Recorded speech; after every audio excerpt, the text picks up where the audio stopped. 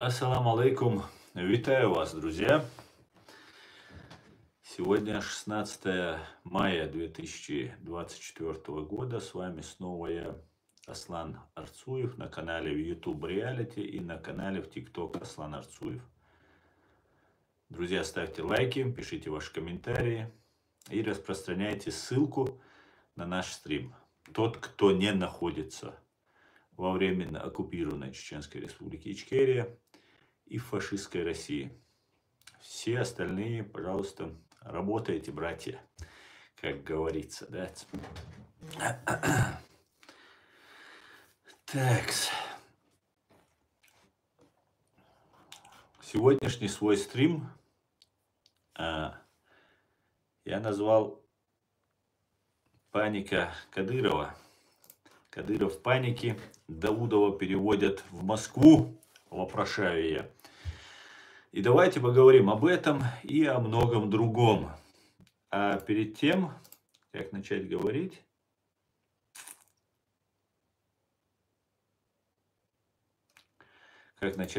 я бы хотел вам сообщить о ситуации в Украине, как обычно, как я это обычно делаю. За прошедшие сутки в Украине уничтожено террористов, бандитов и всякую всячину, которая пришла на священную землю Украины, уничтожено 1520 убитых и раненых террористов, 19 танков, 30 боевых бронированных машин, 27 артиллерийских систем, 13 БПЛА, 1 крылатая ракета, 93 автомобильной техники и цистерны и 1 спецтехника. Слава ЗСУ, слава Украине, друзья! И сегодня, как вы, наверное, заметили, я снова в вышиванке, которую так сильно ненавидят сейчас, кстати говоря, проукраинские товарищи, которые меня очень сильно обвиняли в том, что я одел вышиванку. И я всех поздравляю, украинцев и всех друзей Украины, с Днем Вышиванки, с этим прекрасным праздником.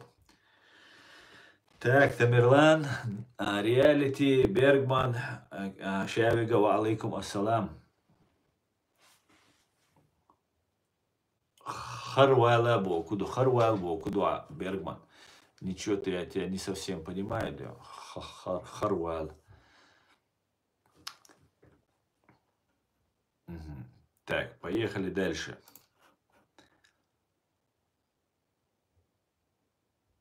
Шевига Машуэль.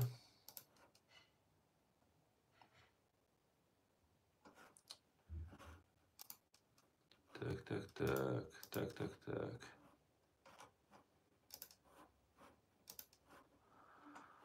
Un momento more.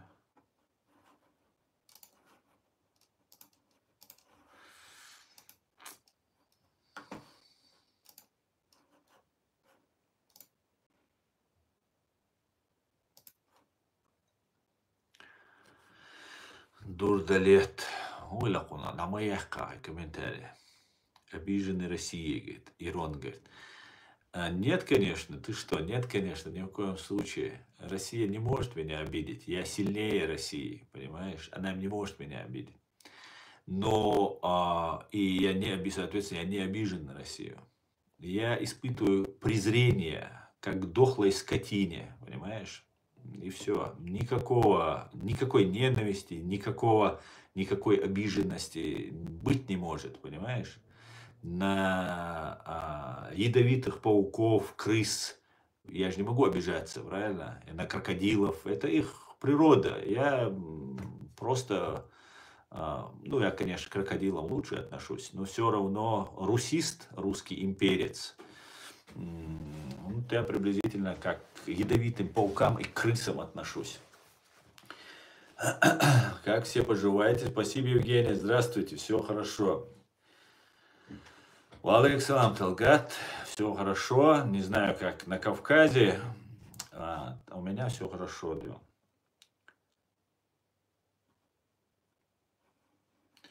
Так, Ергали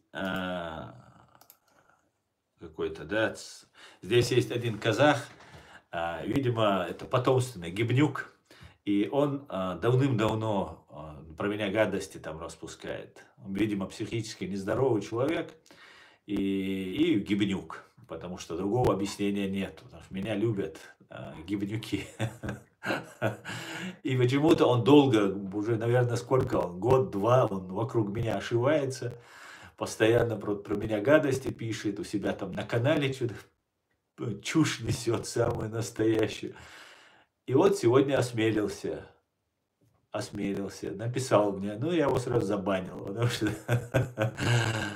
таких у меня вагон и маленькая тележка. Аслан, приезжай в Израиль, бывшие грозненцы будут тебе рады. Спасибо большое, обязательно приеду я в Израиль, обязательно. И особенно вас, наших грозненцев, бывших грозненцев касается. Друзья, наша страна оккупирована, нас убивают, против нас ведется страшная пропаганда, очень страшная, и антисемитизм в том числе, антисемитизм в числе этой пропаганды. Нас пытаются запачкать, сравнить с бешеными зверями, как называл Путин, также дискредитировать в глазах мира. И та же самая вот эта антисемитская выходка в Дагестане. Я знаю дагестанцев, и вы знаете, кто меня смотрит, знаете, что я рублю правду, несмотря дагестанец, чеченец, неважно. Так вот, я вам хочу сказать, что в Дагестане вот того внутреннего антисемитизма я никогда за дагестанцами не замечал. За чеченцев я могу 1000000% сказать, а с дагестанцами, с которыми я тоже очень много общался. Поэтому я считаю, в это трудное время, когда нельзя даже одному человеку выйти на митинг, собрать таких людей, отвезти их в аэропорт, там, на весь мир показать, я хочу сказать, что нас, кавказцев в частности, чеченцев особенно, хотят представить дикарями, какими-то непонятными людьми. Поэтому я вас, евреев, особенно грозненских, бывших грозненских, призываю не оставлять нас один на один. Ваши слова, не чеченцев, имеют очень важное значение. Поэтому, конечно же, все эти годы я ждал бы от вас этого, но что бывает, то бывает. Поэтому, пожалуйста, все равно вы будете возвращаться в наш город ныне Джохар, и все равно мы будем и дружить, и странами, и народами обязательно. Я в этом нисколько не сомневаюсь. И, пожалуйста, помогайте нам. Вот это самая большая для меня была бы встреча, гостеприимство. Я не сомневаюсь, вы мне его окажете на самом высоком уровне. Ну, вот что мне от вас нужно, друзья. Очень, да, Аллах. Спасибо тебе, друг. Спасибо. Тода раба, брат. Тода раба. Так, друзья. А так все будет Ичкерия. Абсолютно, 100%.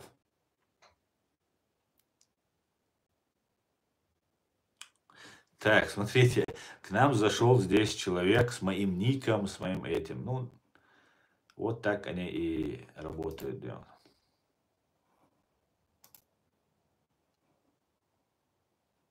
Так, удалить. Почему? Кто удалил?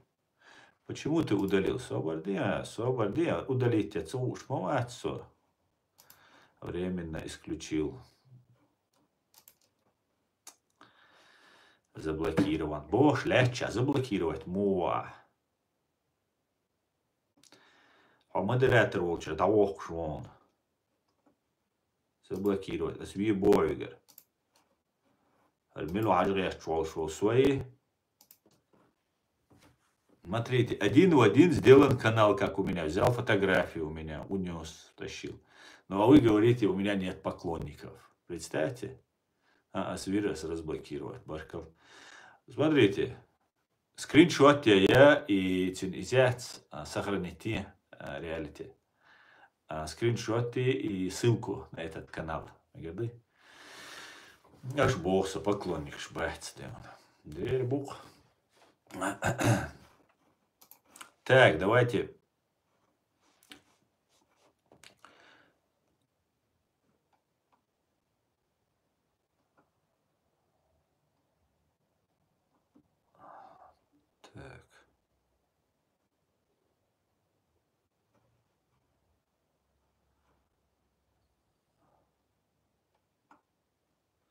Мартин Богу, мовиз, да заблокировать.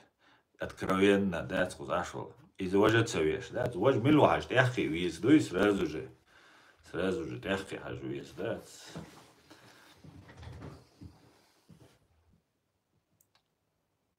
Валейкум салам, Рамзан, машволь. Валейкум салам.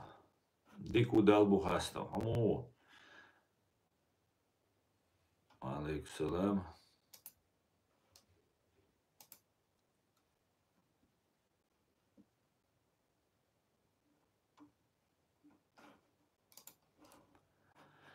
Валейкум ассалам.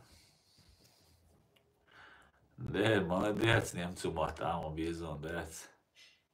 Мистер Эверт, ты антисемит? Почему ты так считаешь? Почему у тебя возникает такой вопрос? Антисемит ли я или нет? Ясно, да.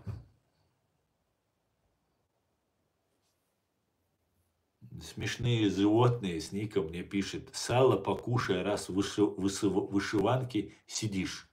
Значит, если у тебя ник смешные животные, то ты смешной зверь получается. Да, мула, Рамза, Аймарбу.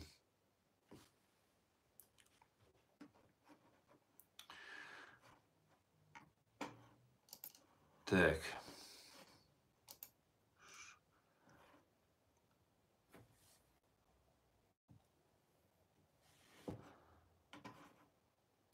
Так.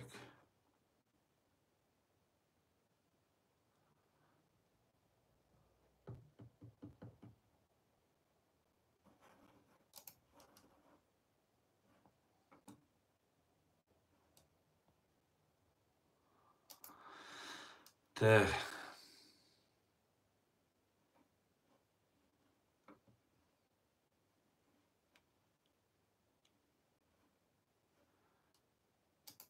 Так, копейки, да.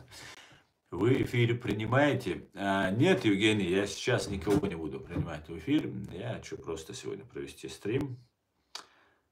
Машу Вольта Милан. Ассаламу алейкум. Что думаешь об Хармат антитеррор? Смотрите, алейкум салам, я это уже много раз говорил на других стримах. Я считаю, что это провокация тем, чем он занимается, чем он и его там коллеги занимаются. Поэтому давайте поговорим о теме непосредственно касательно перевода Даудова в Москву. По всей вероятности, Даудов переводится в Москву. Кадыров расстроен из-за этого. И давайте об этом лучше поговорим.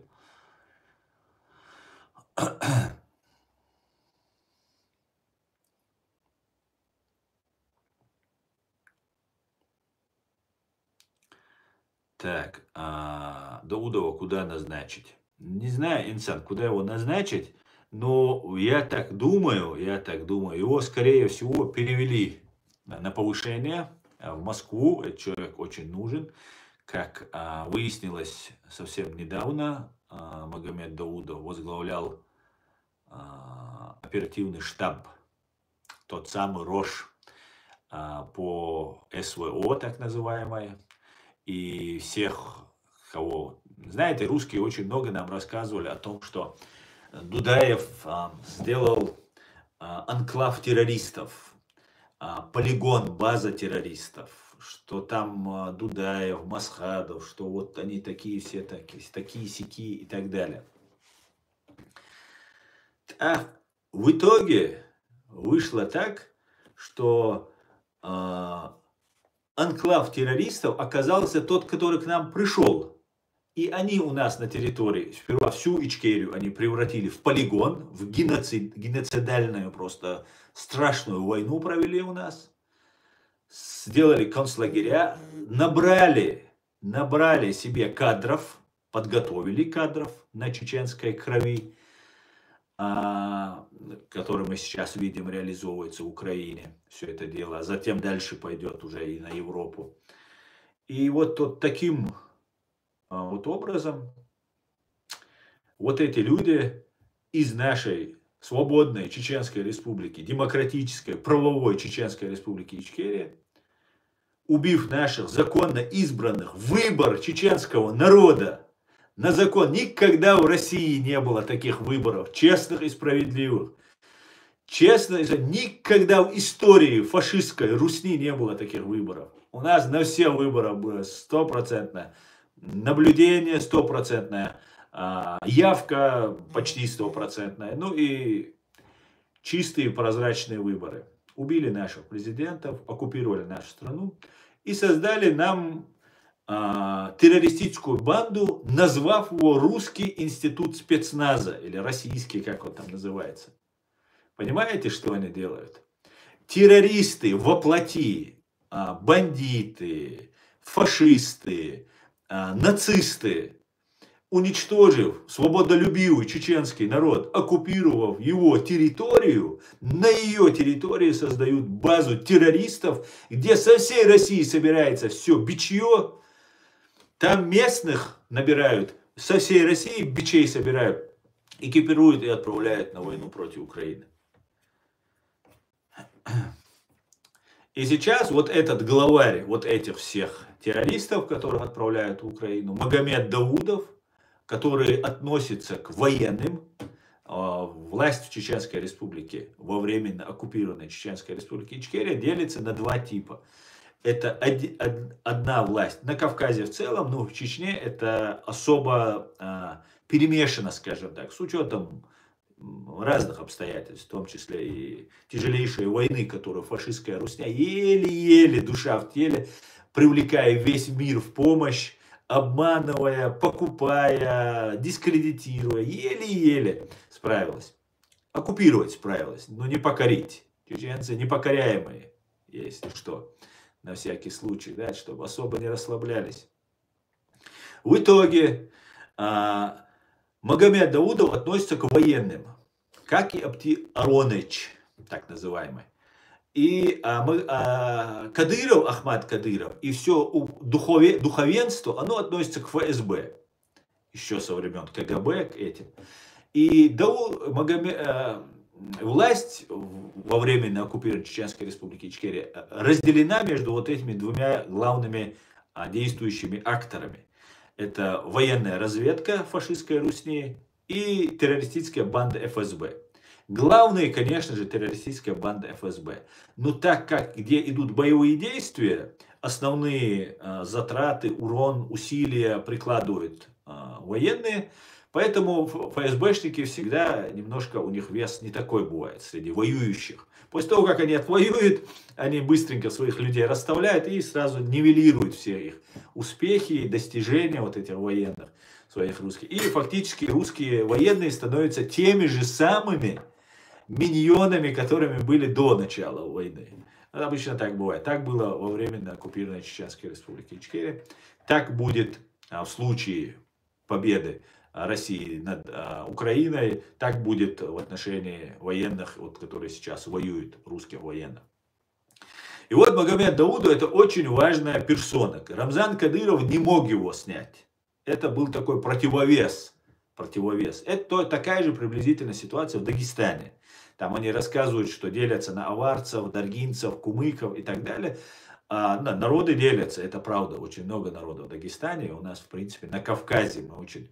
Это характеризует просто Кавказ, что мы очень открыты, никакого антисемитизма у нас быть не может по определению, никакого национализма, фашизма у кавказцев быть не может, только лишь исходя из исторически сложившихся действительности, что мы огромное количество народов маленьких, малюсеньких народностей, мы никого не обижаем, пока русня не вмешивается, мы ни с кем не конфликтуем, не воюем. В Дагестане разделены, в Чечне точно так же разделены. В Ингушетии, например, регион поменьше, народ один, этнический один, этнонациональный, и там делятся то ФСБшник, то военный, то ФСБшник, то военный. Это то, кто там был первый, Аушев, потом Зязиков, ну, это ФСБшник, потом Евкуров военный, и потом Калиматов, Патрушевский, его брат был матерым военным преступником нынешнего президента, так называемых, президентов нет, это марионетка, такая особо выделившаяся марионетка. Они являются представителями, друзьями Патрушева, там 3-10 и убийцами чеченского народа. Его брат являлся нынешнего президента Ингушетии. И вот так делится система. И Кадыров не мог снять Даудова. Кадыров вот нам рассказывает, многие, которые знают тему, особенно кто смотрит наш канал, прекрасно знают, что Кадыров не представляет из себя той силы, той личности, которую нам пытаются преподнести русская там, КГБшная пропаганда. Это ложь, обман. Кадыров марионетка, который живет в дорогих условиях, на хорошем гособеспечении, он может зарабатывать деньги, он может убивать чеченцев, он даже может убивать ГРУшников, полномочия у него есть. Если эти ГРУшники против него, например, как он убил аргунского мэра Ибрашку, забываю его всегда фамилию, его все Ибрашка называли. Тоже матерый был убийца, враг чеченского народа, убивал чеченцев массово ради величия России. Но в итоге он, Апти Алаудинов, Магомед Даудов был или не был, не присутствовал, я не помню, не знаю точно. Но сам факт, что стояла фотография Рамзана Кадырова и подошел Апти Алаудинов и отвесил якобы как подзатыльник фотографии, она упала. И это быстро донесли до Кадырова, и тогда начались у Апти, у того Ибрашки, у всех проблемы. Ибрашка судили, там 3-10, в конце концов убили. Открытое противостояние против Кадырова. Это дает основание Кадырову, точнее ФСБ, отстаивать свою креатуру и позволяет Рамзану принимать какие-то действия. Ну, Рамзану или своим органам и так далее. В конце концов, Апти Алаудинов тогда был только лишь за то, что фотографию ударил, донесли, снят. И, ну, может, они еще что-то разговаривали, потому что всех деталей я не знаю.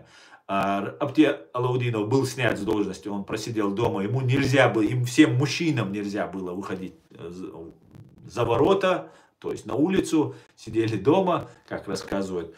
Но когда началась война, широкомасштабная война против Украины, он потребовался со своими головорезами и снова отправили. Сейчас, как мы видим, Апти Алаудинов снова фаворит, снова там на всех каналах у них там показывается и так далее. В отличие от Рамзана Кадырова, конечно же, Апти Алаудинов умеет разговаривать. В отличие от Рамзана Кадырова, Апти Алаудинов образован. Но такой же убийца и преступник, как и сам Рамзан Кадыров. Поэтому неважно, каким органам власти или органам подавления они относятся, репрессивным органам, ну, главное, что они являются фашней, которая терроризирует как чеченский народ, так, в принципе, и свой российский народ. И вот сейчас поступила информация, что Магомеда Даудова сняли, и исходя из того, у Магомеда Даудова, здесь очень интересно вообще, здесь главное, знаете, не потерять нить и не запутаться вот в этих всех интригах. На территории Германии ГРУ, за границей действует ГРУ, военная разведка, проводятся террористические акты, вербовки, попытки вербовки, убийства, прослушивание, ну все, что обычно делают спецслужбы. Это делает ГРУ. Но одновременно с этим в Европе принимают представителей ГРУ. Магомед Даудов, например, есть такой блогер Тумсу Абдурахманов. Этот человек занимался прослушками. Он работал в ЦИК, говорю, в электросвязи. Федеральное унитарное ФУП, по-моему, или как-то унитарное предприятие электросвязи. То есть это особый объект, спецобъект, который во время войны геноцидальной, преступной, самой страшной войны, которую Россия когда-либо вела, вот в это последнее время, в Украине такого мы еще не видели, не Буча, все это меркнет по сравнению с тем, что делали во всей Чеченской Республике. Так вот, прослушками в это военное время, как вы думаете, сейчас в Украине идет война, назначит Россия оккупированном Луганске или в Крыму управляет прослушками для перевода, например, крымских татар переводить, например, их речь, назначит ли она человека, который не будет их человеком? Конечно, нет. И Тумсо Абдурахманов занимался прослушками наших бойцов, выявлением их и уничтожением. Соответственно, его ведомство, я полагаю, он относится к ГРУ, тоже к военным, хотя их там можно перебрасывать туда-сюда. И почему я так считаю? Потому что именно Даудов выходил на связь и раскручивал этого Тумсо Абдурахманова. Более того, Магомед Даудов, еще когда Тумсо Абдурахманов, блогер, так называемый, не был задействован как блогер, в 2011 году была встреча у Рамзана Кадырова, где присутствовал в том числе и Магомед Даудов, где они собирали блогерское движение. Так вот, после этого появился Тумсо Абдурахманов, которого сюда отправили, я тоже ему помогал, тоже думал, он там бежит от этого, ну как обычно в этих процедурах бывает, они всегда обращаются ко мне, как правозащитнику, и после этого выясняется, не всегда, но иногда выясняется, кто они такие. И вот Магомед Даудов и вся агентура, которая есть, они делают одно дело, это ГРУ. Это же ГРУ проводит убийства, теракты, другие вещи, но почему-то их здесь держат. Здесь держат. Помойка, по-другому я назвать, на сегодняшний день, на сегодняшнем этапе развития, помойка Радио Свобода прям открыто уже приглашает, там они разговаривают. Мне просто стыдно, что стало с Радио Свободой, просто можно уже выкидывать. Да? Мне очень жаль, что так все это прошло с этим Радио Свобода. Я очень надеюсь, что оно исправится, что это просто бардак, что творится. И вот такая вот ситуация, которая разворачивается. И странным образом здесь, в Европе, не преследуют вот этих ГРУшных агентов. И они все друг другу помогают. Например, много, может, сейчас не буду вновь повторять все вот эти детали, вещи. Короче говоря, я хочу сказать, что Магомед Даудов, который скорее всего не снят, он очень нужный человек, очень важное звено вот в этой всей террористической системе. И скорее всего Магомед Даудов переводится на повышение. Скорее всего куда-нибудь в Москву или, может быть, в Ростов. В Ростов перебросят. Но мы скоро узнаем. Также это может быть связано еще с тем, что ушел Шойгу и ушел Патрушев. Они все поменяли свои посты. Магомед Даудов, я думаю, напрямую, как военный, подчинялся, Кадыров подчиняется напрямую администрации президента, а Даудов, я полагаю, подчинялся Патрушеву. Это мои предположения. Вот эти вещи давайте обсуждать. Дениза дался подарок. Спасибо всем, друзья, за подарки. Короче говоря, друзья, давайте почитаю ваш комментарий и давайте обсудим эту тему. Это очень важно, чтобы вы знали. Слава Украине, героям слава. Так.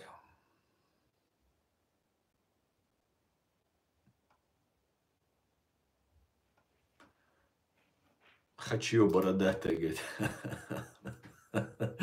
Ну чё, кадырята, у вас тут клиент нарисовался, меня тут Хачом обзывают. А ну-ка, давайте, найдите его, Кадырята, он вас тоже Хачиком называет. После Второй мировой войны Путин уничтожил самое большое количество россиян. Да, я думаю, да. Midnight. Тумсо конченый лицемер. Лицемер — это его просто деятельность такая, его склад характера. Это человек действующий, агент российских спецслужб. Все, кто с ним связывается, кто ему доверяет, ему, Халитову, вот вся эта одна кучка. Вы все пострадаете. Рано или поздно вы пострадаете. Они вас используют, задействуют, нанесут вам вред, когда их кураторам, им самим посчитается выгодным. Вы подвергаете себя угрозе. Не говоря уже о том, что вы общаетесь с агентами российских спецслужб, которые прослушивали и убивали по их наводкам, убивали наших партизан, наших любых.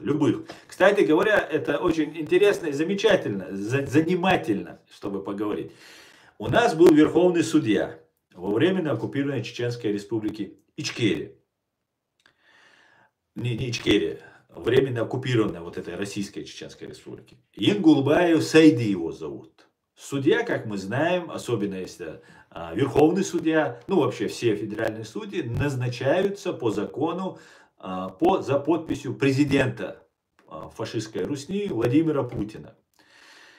Во время войны, когда сажают людей, ну скажите, судьей, чеченцы, вы поймете, о чем я говорю. Кто пойдет работать судьей, когда идет геноцид чеченского народа? Только тот, кто является пособником этого геноцида. Понимаете? Тот пойдет. Ну ладно, пошел там, прислуживает оккупантам, помогает уничтожать чеченцев. Ну это у них считается мягкая форма. Могли же убить, отдали 15 лет вот в этом концлагере. Считай, повезло. Вот так они это относятся. И в какой-то степени, да, это хорошо.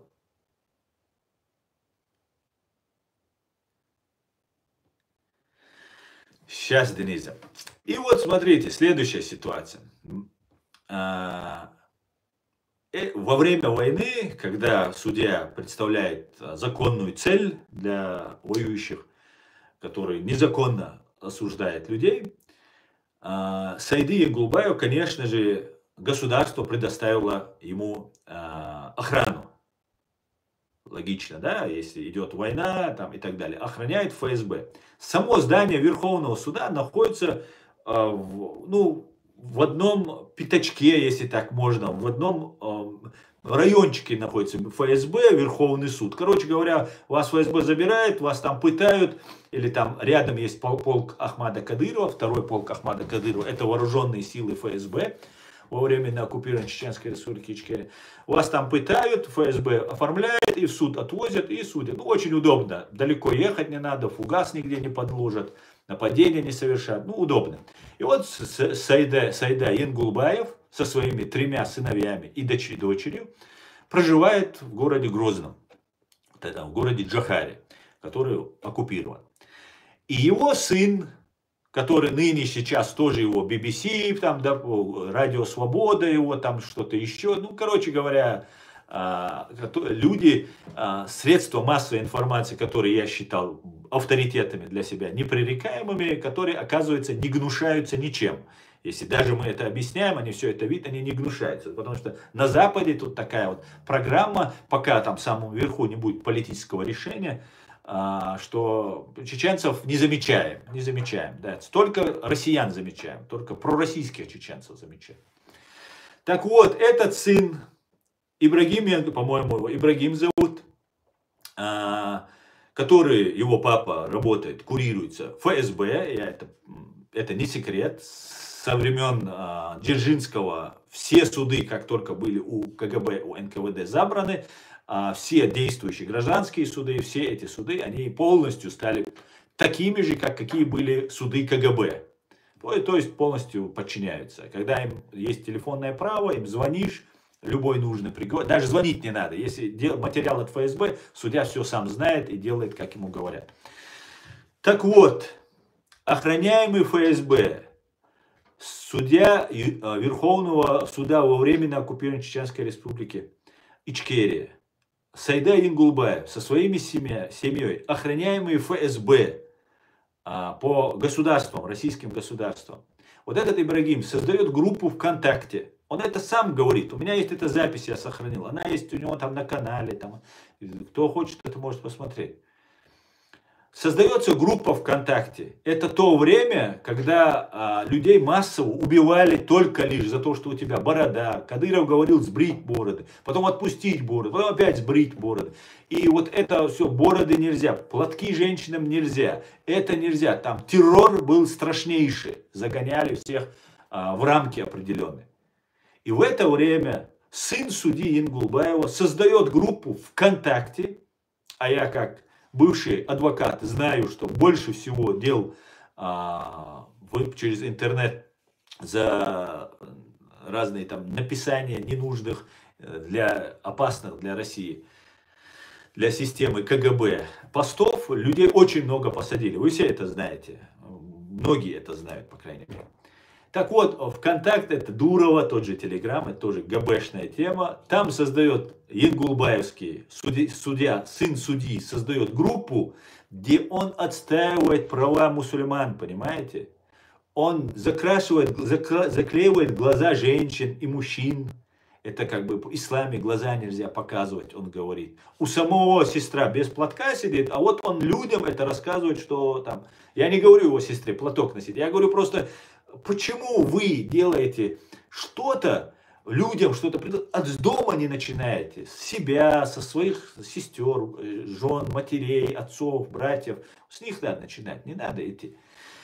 И все, кто заходил в эту группу, вы можете представить, тогда только за пост в России сажали, в Чечне убивали, бесследно пропадали люди. Просто молодые пацаны массово людей вывозили и казнили. Их документы брали, отправляли в Сирию своим ГРУшникам, которые там кавказской внешности, подучив немножко чеченский язык, представлялись чеченцами и вливались в ИГИЛ. Вот какая система построена. Вот в этой системе работает Тумсо Абдурахманов, братья Халитовы, тоже сейчас известный чувак, который здесь тоже нам рассказывает, и тоже с Тумсо. Это все одна банда, одна группа. И эти люди здесь в Европе спокойно проживают. Я не знаю, это только вот, которых мы видим. Они самые безопасные из всех. Их мы видим, мы их знаем, мы их можем отследить.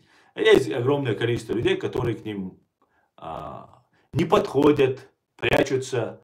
А так они используют полезных идиотов, которые верят их сказкам. Но мы, чеченцы, в принципе, привыкли верить слову мужчине. И это, знаете, как в том анекдоте. У русских поперло. Петька с Чапаевым. Чапаев возвращается с Лондона и с чемоданом денег просто, набитыми фунтами стерлингов.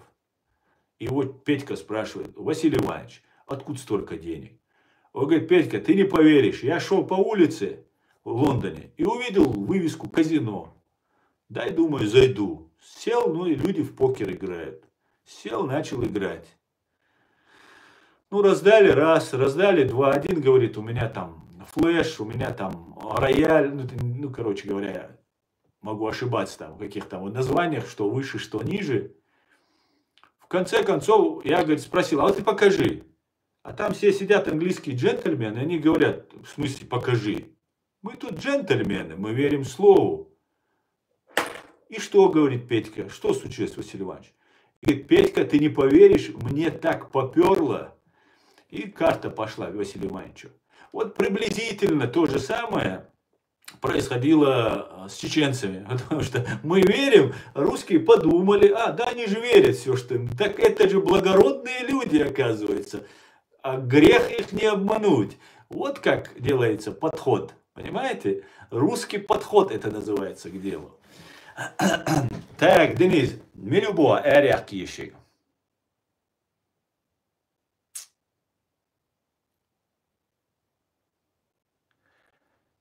Так, hoş. İta Eryakkar, Deniz Ayıp. Kımelo gera yüçük. Hagayta ulaşınız. Bence var tuning. Ama vaat kadar tuning. Tuning. Сейчас, одну минутку, друзья. Тут нужно... Оскорбления страшные просто идут. Это говорит о том, что вы не чеченцы. Просто вот посмотреть, как вы пишете, видно, что вы не чеченцы. Никогда чеченцы. At ideal Deniz Maditium sits so das ideal milwerknan so. Оранжевый, она was оранжевый цвет. Оранжевая картина.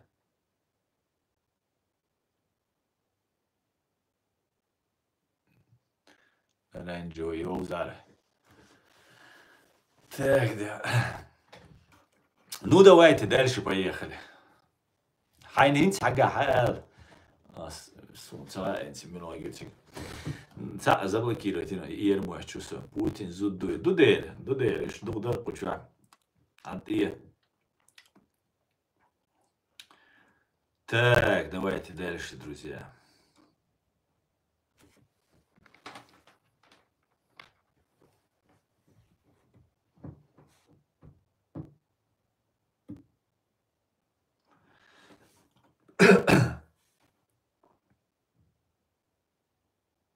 Джонни Манки, зачем ты на русском говоришь, на языке врага? Ну, если я знаю язык врага, это еще не значит, что я на нем не могу говорить, во-первых. А во-вторых, тебе не кажется, что он может быть трофейным, вражеский язык?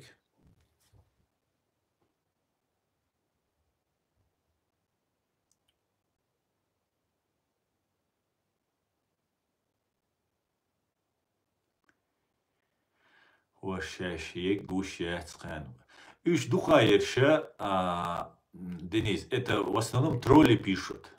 Тролли пишут. Брат Аслам, привет. Александр, приветствую, витаю вас, дорогой.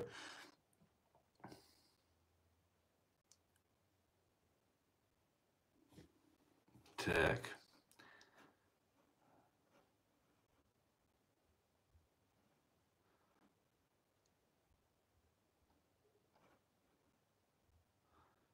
Здесь мы живем и ездим в гости друг к другу, а ты нес. Да уж.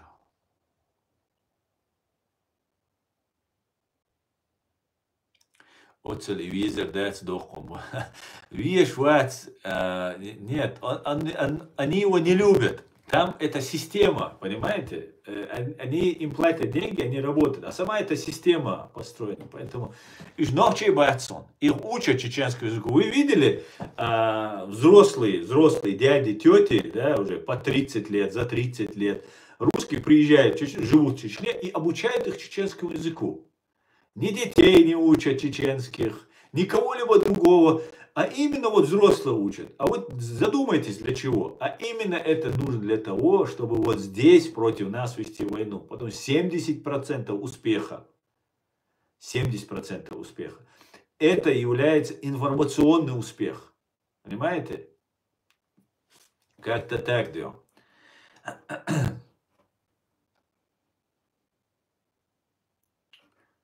Слава Ичкерии, слава Украине. Героям слава, Дмитриев. Героям слава. Зарганча, я мусульманин. Зарганча, я всегда думал, что Зарган это женское имя. Оказывается, мужское, да.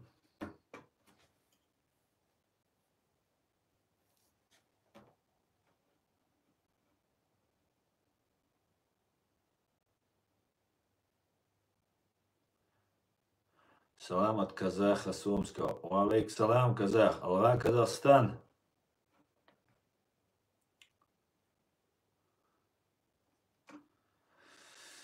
Аслан, вышиванка, четко выглядишь. Баркала, Шамсад, Машвой.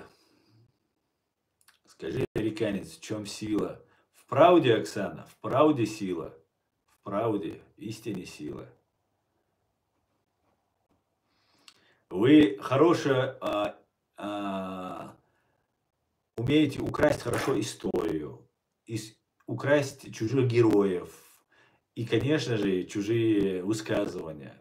Да, в правде, конечно. И ваш фашистский фильм Балабанова этот ничем вас не приближает к истине, потому что вы империя зла, вы убиваете людей. Ни за что. Просто для того, чтобы казаться, лежа в собственной луже под забором, пьяный в хлам, и представить, что вы великие.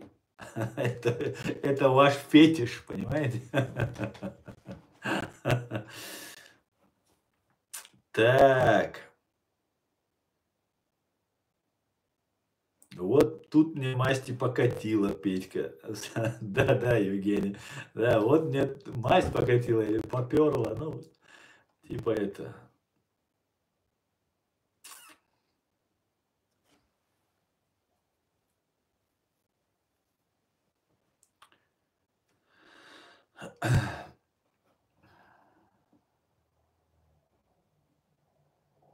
Дон-Дон, позор, Ичкерий, свободу. Да, совершенно верно. Только вот у тебя ник я, и он путает, кстати говоря, с таким. Асна, это правда, что Даудова поставили главой Ингушетии? Нет, это неправда. Ну, хорошая попытка, да.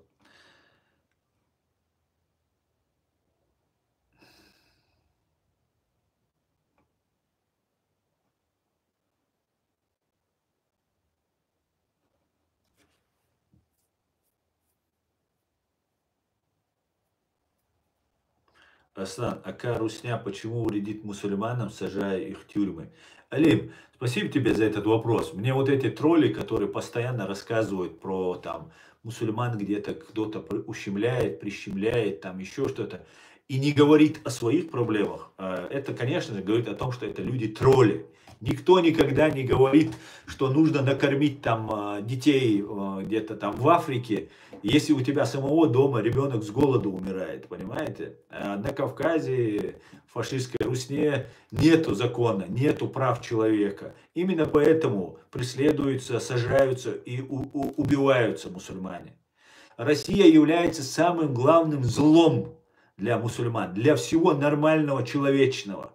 Россия абсолютное, беспримесное зло, понимаете? Именно поэтому мы, мусульмане, должны сделать так, чтобы выйти из этой России. Мы будем исповедовать свою религию, жить так, как велит наша совесть нас, только без фашистской Русни.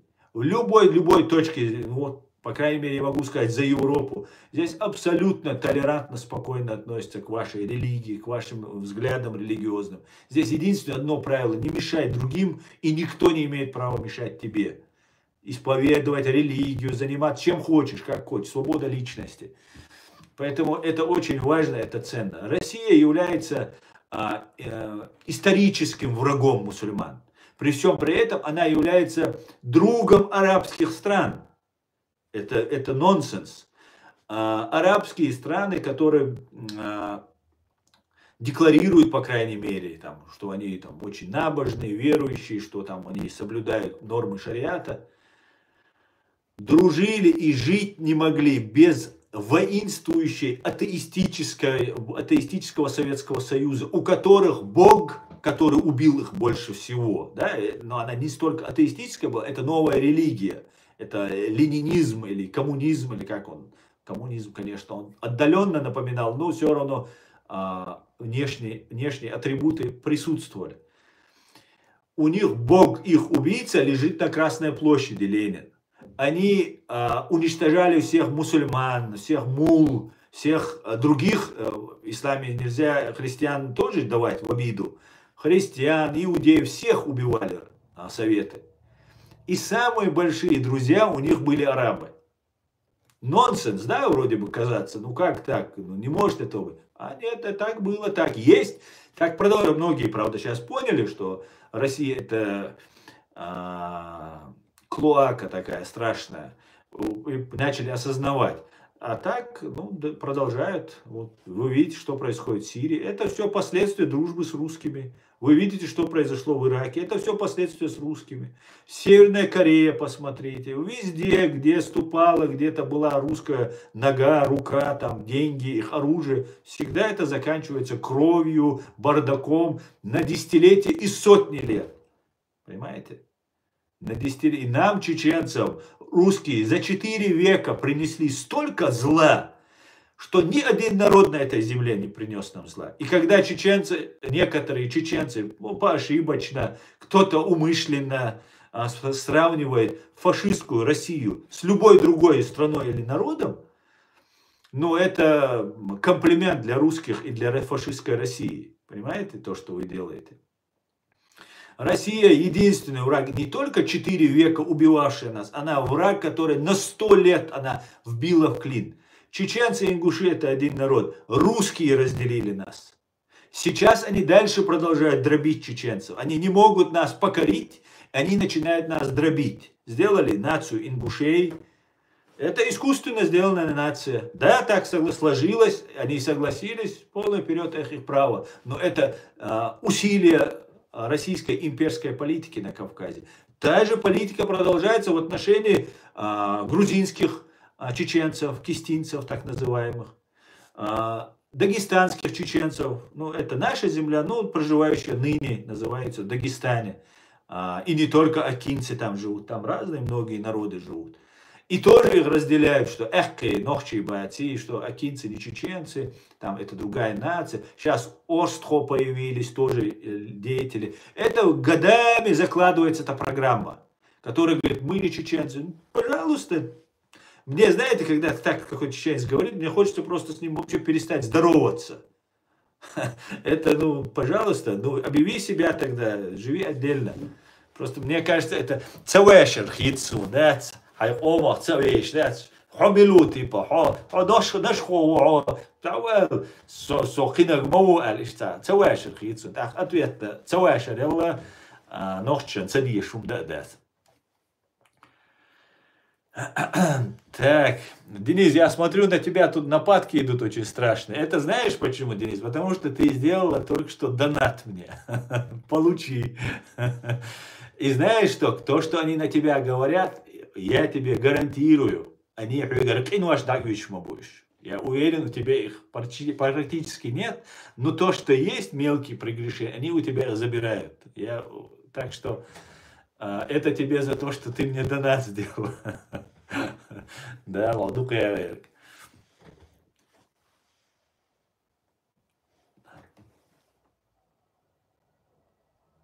Аслан, ты правду говоришь, но ты сделал ошибку, когда поддержал Израиль. Как вы хотите перевести меня на эту тему?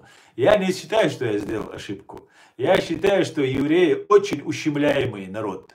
При всем при том, что они, как и мы, чеченцы, должны были только из-за этой черты их начать уважать. Между прочим, они нас за эту черту нас уважают.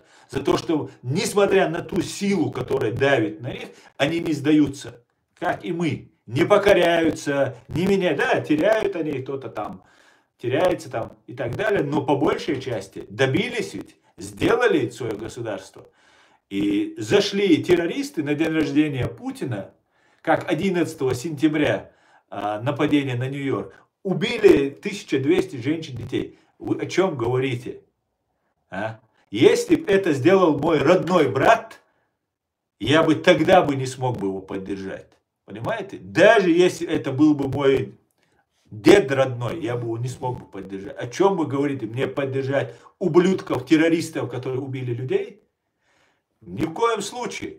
Израиль имеет право на защиту и защищать своих женщин и детей. И он это будет делать, нравится это кому-то или не нравится. Как это будут делать чеченцы, нравится это каким-то сильным странам или не нравится. Мы будем так делать, и мы добьемся этого. Точно так же евреи будут это делать. Понимаете? Есть 22 государства, есть 23 семитских государства на земле. Одно из них иудейское, еврейское. И 22 арабских, христианские, мусульманские, христианские и так далее, и так далее. Почему на этой земле не может быть одного государства для иудеев? Объясните мне, почему его не должно быть? Почему, если ты еврей, тебя должны убить? Я не могу согласиться с этой позицией. Понимаете? Вот и все. И дело не в евреях, и дело не в других национальностях. Дело в справедливости. Давайте, чеченцы, будем справедливыми. Ты говоришь, что ты со мной говоришь, что ты правду говоришь, там согласен, а в этом ты не согласен. На чем основывается твоя позиция? На чем? На том, что тебе кто-то сказал, что евреи плохие? Я с этим не согласен. И опять же, чтобы тоже понимали, что чеченцы, что евреи нам помогали, евреи нам не помогали. Это тоже правда. И я тоже не буду скрывать. И Америка нам не помогала. Это тоже правда. Но отчасти евреи помогали, отчасти Америка помогала. Но никто не будет помогать, если вы будете призывать 12 тысяч маджахедов послать на Иерусалим. Но во время, когда был Джахар, И еще этой песни 12 тысяч маджахедов, которые должны взять Иерусалим. Не Рязань, не Тверь, не Вологду. Иерусалим зачем-то мы должны были взять. Нас уничтожает Рязань, Тверь, Вологда, а мы идем Израиль уничтожать, Иерусалим захватывать. Да? Тогда Израиль, когда был Джохар об этом говорит, есть видео, он предъявляет Турции, говорит, вы же большая, мощная страна. Почему маленький Израиль? А вы знаете, что маленький Израиль живет всего евреев 15 миллионов. 22 миллиона только лишь арабов-христиан. И там еще сотни миллионов арабов-мусульман. И вот этот маленький Израиль высказывал ноту протеста. Он боялся того, что произошло 7 октября. Мы теперь знаем, почему Израиль не поддерживал, по крайней мере, это одна из причин, что объясняет. Понимаете? Они готовились, набирали сил и так далее. Но не стало Джохара. Наши деятели, политические деятели, которые оказались во власти, они начали вести другую политику, протурецкую, скажем так. Протурецкая политика, любая на Кавказе, то, что находится любая страна, она не захочет, чтобы мы были независимыми и свободными. Турция захочет нами управлять. Вот вся система в мире построена англосаксами. Сегодняшняя, она сложилась не именно ими американцами и англичанами построена. Простроила это Германия, строила, все строили. И вот сегодня сложившаяся вот так называемая западная цивилизация или англо-американская цивилизация, хотя более шире, конечно, правильнее будет сказать все-таки западная, потому что все туда внесли вклад находящие. Хотя Япония, например, далеко не на Западе, тоже относится к этой цивилизации. И вот эти страны, вот эти государства, которые существуют, они строятся, думают о себе, о своем развитии. И сегодняшняя вот эта цивилизация, нам, тоже та же Турция, что нам говорит, с Россией даже обсуждать не будем. Еще раз, к турецкому народу отношусь с большущим уважением, с очень большим уважением. Мне не нравится вот эта националистическая имперская политика, которую ведет нынешняя администрация и некоторые там другие политические деятели в Турции. И они захотят, чтобы мы подчинялись им, чтобы мы были на подтанцовках, скажем так, не напрямую. А мы все живем вот в этой западной цивилизации, пользуемся интернетами, телефонами, всеми вот этими технологиями, машины, ну все, что вы видите и что нам облегчает жизнь, это все сделано тут на Западе. Вот здесь это сделано. И когда вот это государство, вот эта цивилизация, в которой мы находимся, мы можем действовать как независимые, как субъект международного права, либо на вторых ролях через Азербайджан, может быть, или через напрямую с Турцией. Вот как нас хотят сделать. И это хотят сделать. Есть заинтересованные чеченцы, как чеченцы, настоящие чеченцы. И есть граждане Чеченской Республики тюркской национальности, которые тоже говорят на чеченском языке, они являются чеченоговорящими, но они не являются чеченцами. И вот эти люди собираются вместо Кадырова, вместе договариваясь там с разными деятелями, привести свою эту сторону. А мне это не интересно, мне это абсолютно не прельщает. Турция сделала все возможное, чтобы наше государство было ликвидировано вместе с русскими. Объявление Имарат Кавказ. Благодаря дальновидным действиям, видимо, поэтому против Доки Умарова и была применена эта деятельность. Дока Умаров объявил об Имарате Кавказ, но не выпустил ни одного документа на эту тему. А то, что у нас в соответствии с нашей Конституцией, он объявил Имарат Кавказ, стал там амиром и так далее. Но в соответствии с чеченской конституцией, чеченским законодательством, ни один закон, ни один указ президента не действует, если он не опубликован. Соответственно, Ичкерии Докка не нанес ни малейшего вреда. И после того, как он объявил Имарат Кавказ, юридически он, конечно, Ичкерии не отказывался, он остался президентом, это последний президент Чеченской Республики Ичкерия, который был и будет следующий, да, Мулла. И в итоге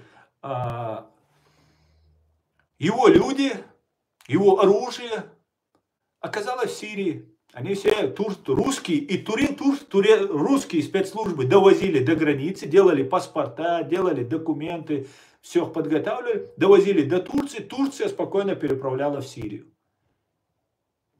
Вот что произошло с Доккой после того, как он, видимо, не опубликовал. Фактически его кинули. Его друзья, его, не знаю, союзники или кто они там могут быть, поступили с ним именно так. Так я это вижу. Может быть, это по-другому. Если нет, пожалуйста, с удовольствием послушаю другую точку зрения. Так, ну давайте.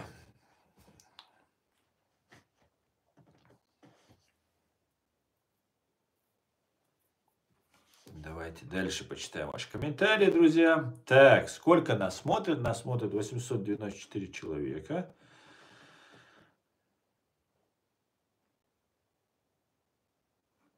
Так.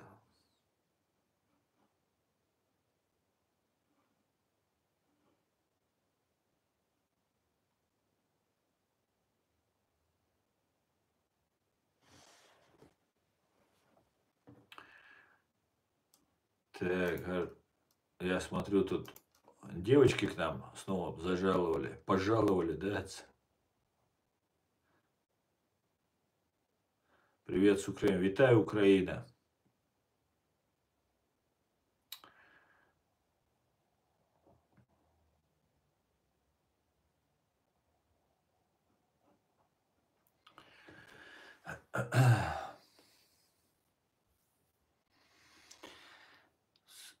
Я смотрю, тут активизировались. Но мы не будем отклоняться на те темы, которые вы мне забрасываете, друзья. Да? Поэтому будем говорить строго, да, против фашистской русни, да, а не то, что вы хотели бы, да, обсуждать, да.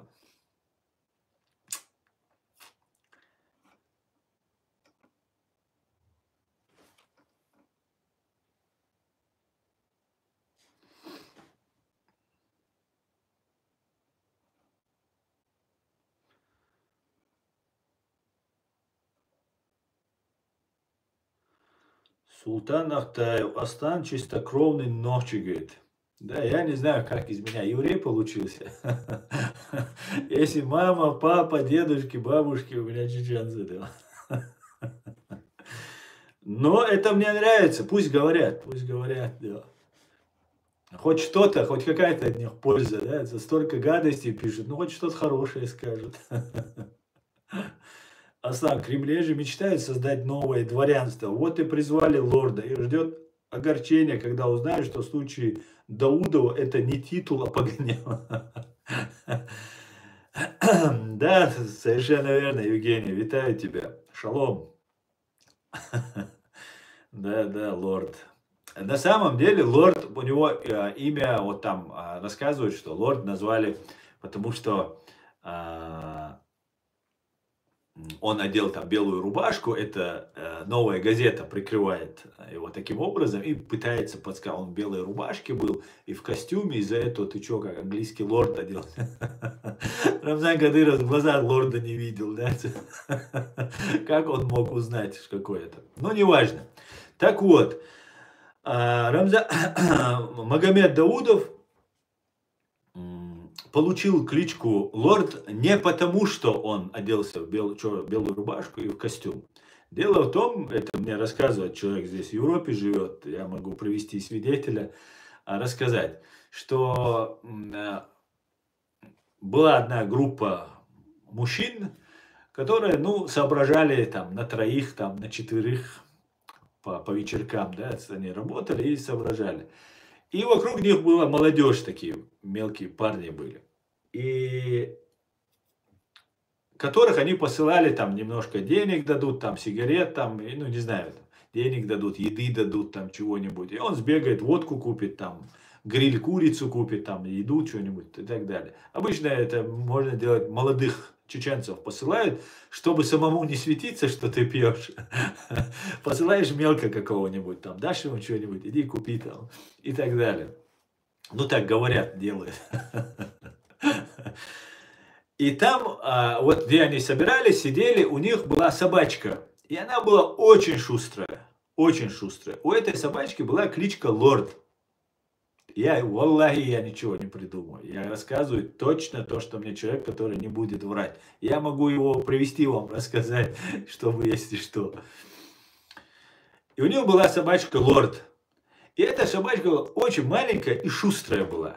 И Магомед Даудов был такой же шустрый парень. Он был пацаном. Ему лет тогда 10, 12, 13 было. Не знаю точно сколько было. Пацаном он был. Но он был очень шустрым. И его тогда назвали лордом. Вот смотри, вот он быстро, давай его отправим. Он как лорд быстрый, ну как та собачка быстрая. Вот так появилось это название, так оно прикрепилось. Так я слышал эту историю. Да?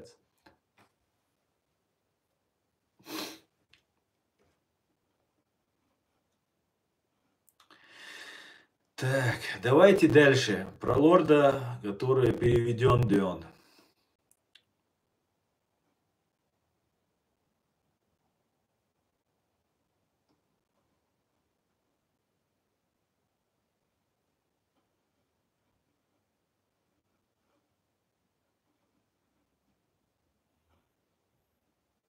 Где батальон шейха Мансура? Батальон шейха Мансура в Украине, а где он? Где они могут быть?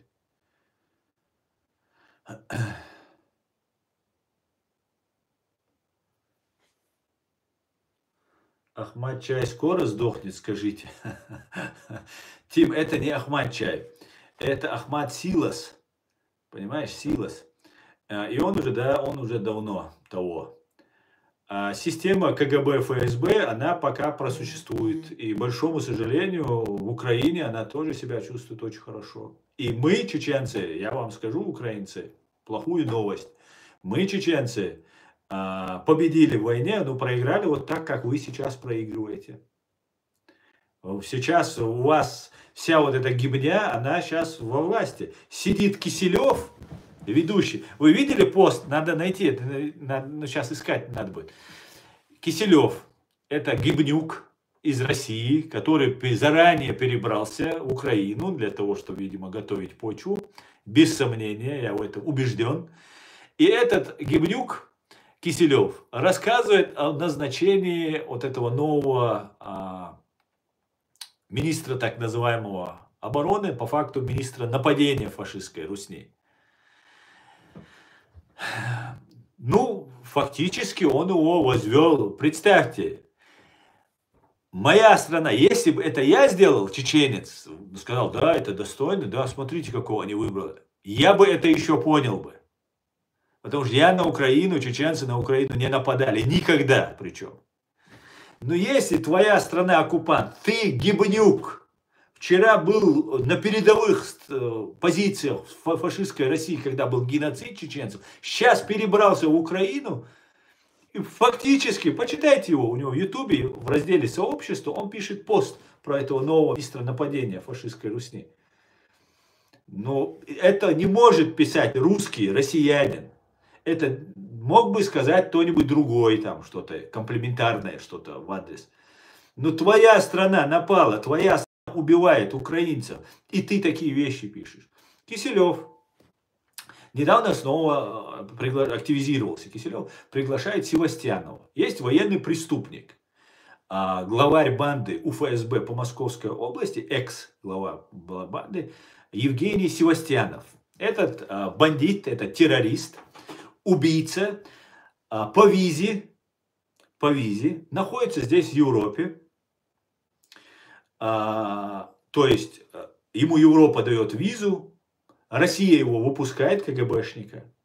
И он садится в эфире на украинском, получается, на украинскую аудиторию. Сидит Киселев, КГБшник, и Севастьянов, главарь УФСБ по Московской области. Этот главарь банды УФСБ ложанулся так, вернее, наши чеченские бойцы его поставили в позу зю, когда он вместе с этой бандой ФСБ, по команде ФСБ, собрал Кантемировскую и Таманскую дивизию танкистов, туда сверху посадил так называемых вот этих оппозиционеров, чеченцев, а внутри сидели русские танки. Это те танкисты, которых весь мир увидел, которых наши бойцы пленили и показали на весь мир.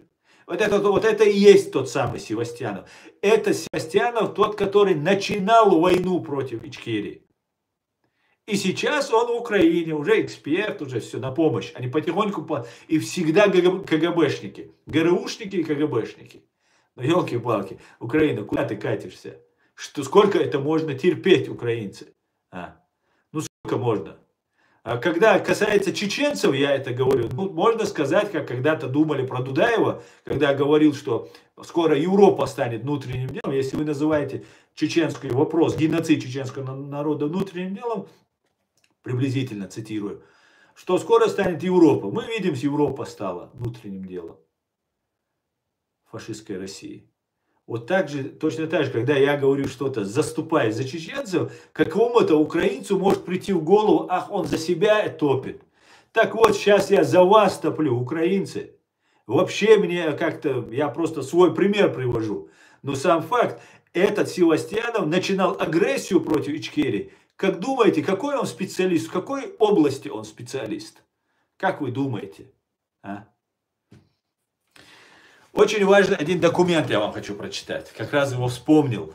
Это очень важно. Это наша легитимная власть, единственная легитимная чеченская власть в лице президиума правительства опубликовала вот такой вот документ. Я его хочу зачитать, я его потом вырежу и обязательно выложу и в ТикТок, и в YouTube сюда выложу. Ну, для того, чтобы для начала, я его вам должен зачитать. Это очень важный документ, и потому что мы читать не любим все, поэтому сделаем так, чтобы это было в видеоформате. Я люблю читать, если что. Очень люблю. Так.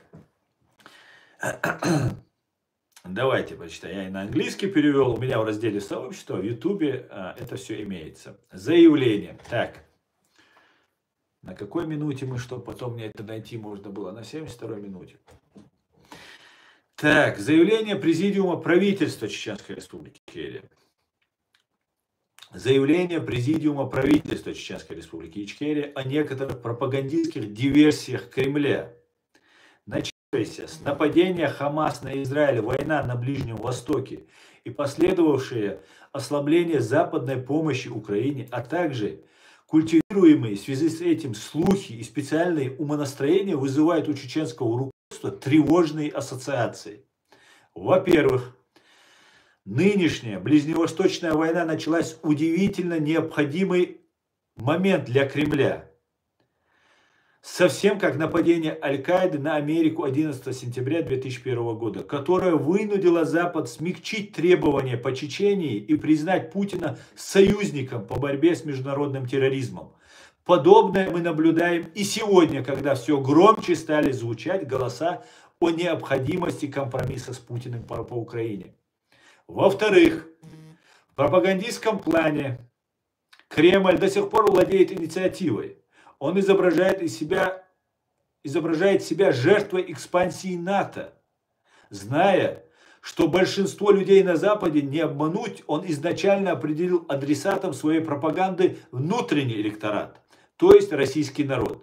Его главный посыл в том, что Российскую Федерацию хотят развалить и расчленить. Как известно, Вторую полномасштабную войну с 17 июля 1999 года против Чеченской Республики Ичкерия Москва начала под предлогом того, что чеченцы хотят создать халифат от моря до моря, чтобы тем самым отделить от России весь Северный Кавказ. Правда была в том, что такие планы действительно озвучивались с территории Чечении через уста тех деятелей, которые, как выяснится слишком поздно, являлись прямыми агентами Кремля. Мы подозреваем, что демонстрируемые с территории Украины собрания и пресс-конференции о необходимости расчленения России организуются по заказу Кремля для убеждения россиян поддержать путинскую войну. Символично, что среди тех, кто от имени Украины кричит о необходимости развалить Россию, находятся те же Закаев и Кутаев, которые в 1999 году в угоду Кремля призывали к отсоединению Дагестана от России. Президиум правительства Чеченской Республики Ичкерия считает, что информационно-пропагандистском противостоянии Кремлю следует говорить не о существующих угрозах расчленения Российской Федерации, а о том, что только поражение Путина несет с собой надежду для россиян на свободу и установление верховенства закона. Вместо, в кавычках, расчленения России, вернее будет предложить российскому народу демонтаж путинской так называемой вертикали власти, начиная с освобождения незаконно оккупированных территорий Чечении, Грузии, Украины, Молдовы и Белоруссии, с полным расследованием жилых домов, взрывов жилых домов с 1999 года в Российской Федерации, организованных определенной кликой, чтобы захватить власть. Рано или поздно в России начнется протестное движение, вызванное неизбежным ухудшением экономического благосостояния и растущими потерями на войне. Чтобы его ускорить, необходимо создать в лице украинцев и всех, кто помогает им, образ освободителей, борцов за нашу и вашу свободу. Президиум правительства Чеченской Республики Ичкерия считает, что российско-украинская война закончится только с потерей Путиным власти, когда бы это ни произошло. Украине и демократическому миру отступать некуда. Чеченское правительство выступает за тесное сотрудничество с руководством Украины, что носило бы взаимовыгодный характер. Мы надеемся на скорое взаимопонимание в официальном Киеве. 16 мая 2024 года. Президиум правительства Чеченской Республики Ичкерия. Вот я, в принципе, могу сказать одну вещь. В моем понимании, развал России это даст возможность выйти Чеченской Республики Ичкерия из состава фашистской России. Но наш президиум, Аят Эдигов и его товарищи, они более глубже смотрят на проблему и имеют больший опыт. И в этом смысле я вынужден, хоть и я долго отстаивал эту свою позицию, что Россию нужно расчленить, и только это спасет чеченский народ, и это двигало меня, это и мысли. Другого выбора я не вижу. Единственная проблема может возникнуть, когда режим Путина будет свергнут. Мир, который принимал соучастие в геноциде чеченского народа, фактически принимал участие в геноциде. Наш министр внутренних дел Германии недавно заявил, что не недавно, 1,5 года назад он уже умер, 2,5-3 года назад он заявил о том, что чеченцы не были никакими террористами, и что это не был исламский терроризм и так далее, что это была национально-освободительная наша борьба, и что он ошибался. Он, конечно, не извинился перед чеченцами, он просто признал свою неправоту. А нам, чеченцам, от этого как-то не жарко и не холодно, особенно тем, кто лежит в могиле, которых передала та же Германия, те же европейские страны фашистской России. Кто будет за это отвечать? Кто будет за пытки, за убийство этих людей отвечать? Будет кто-нибудь? Короче говоря, ситуация складывается таким образом, что может получиться так, хотя уже сигналы есть, что, дай бог, это не получится, что Чечня это, оставляем опять за скобками и будем решать там вопросы Молдовы, Грузии, Украины, Беларуси, там, Сирии и так далее. Как-то так. И в свою очередь, хотя я и за то, чтобы развал России, потому что я считаю, что в этом мире никто чеченцам помогать не будет. Никто. А каждый будет преследовать свои интересы, и чеченцы должны иметь свои национальные интересы. И в моем понимании национальный интерес чеченцев заключался в том, чтобы освободить народы фашистской России, которые захотят. Если они захотят, конечно. Тоже этого движения я тоже не вижу в России, чтобы как-то, как мы, чеченцы, кто-то звал, боролся там. Это, ну, к большому сожалению, редкие только голоса мы слышим. Такого большого движения нет. Ну, при всем при том, что я придерживался этой позиции, которая, как утверждает президиум правительства, контрпродуктивна. Одновременно с этим вы все можете быть свидетелями, могу сказать, что то, что говорит президиум дальше, что нужно создать в лице украинцев образ освободителей, борцов за нашу и вашу свободу, никто не даст согласия, что именно украинцев, борющихся с фашистской Россией, именно такими я представлял. Даже будучи чеченцем, который поддерживает Украину. Именно такой образ я представлял. Так что как-то так, да. Потом вырежу этот кусок и выложу его отдельно, чтобы было всем удобно посмотреть, послушать. Так, сколько мы в эфире? 1100 человек нас смотрит, 80 минут мы в эфире, друзья. Так, одну минутку. Кстати, еще у меня много планов сегодня. Сегодня нас 69 тысяч. И сегодняшний стрим, сейчас уже около 400 человек подписалось вот за эти 80 минут. Около 400 человек подписалось. И сегодняшний наш стрим продлится до того, пока нас не станет 70 тысяч, друзья. Так что давайте, собирайте еще, сейчас почти 400, 69 400, это вы за 80 минут. Но если еще 80 минут мы посидим, еще 400 будет. И потом еще 40 минут, чтобы было 200. Короче говоря, еще 120 минут я в вашем распоряжении, друзья.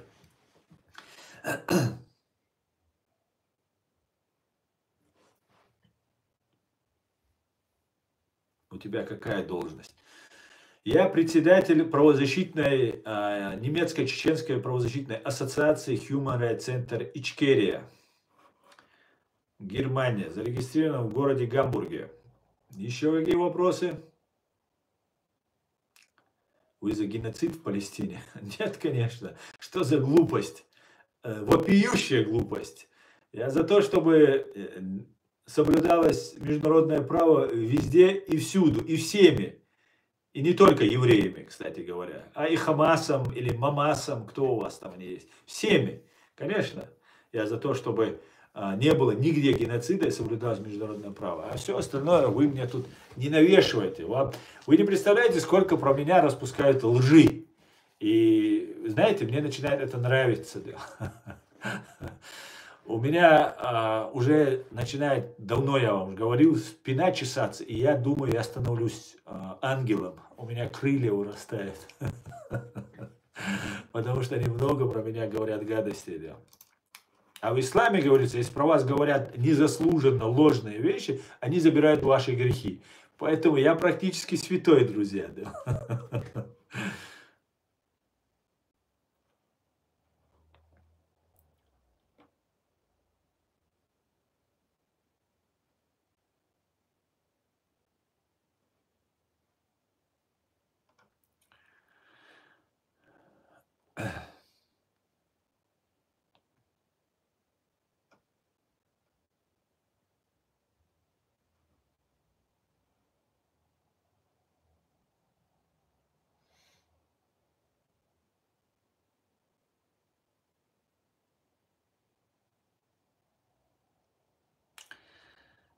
Так.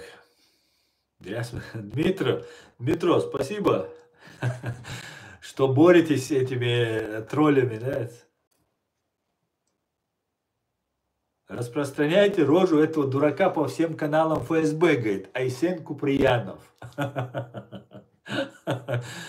Я у этих ваших ФСБшников уже в печенках сижу, а ты говоришь им распространять. Они все знают, они тут сидят, не волнуйся.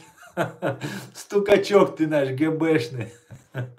Ничего, Куприяшка, Деон, найдем мы еще и тебя, не волновайся, Деон.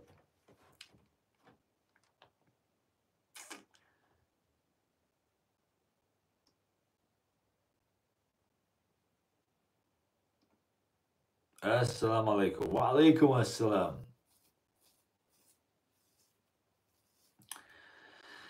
Так, валейкум салам.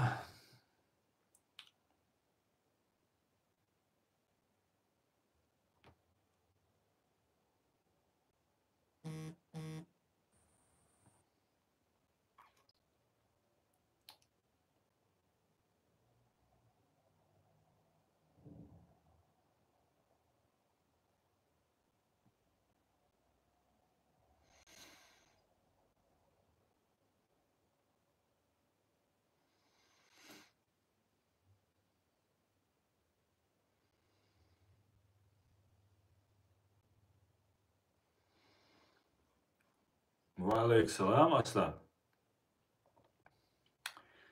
А как ты думаешь, относились ли чеченцы к Дагестану? А ты как думаешь? Не понял.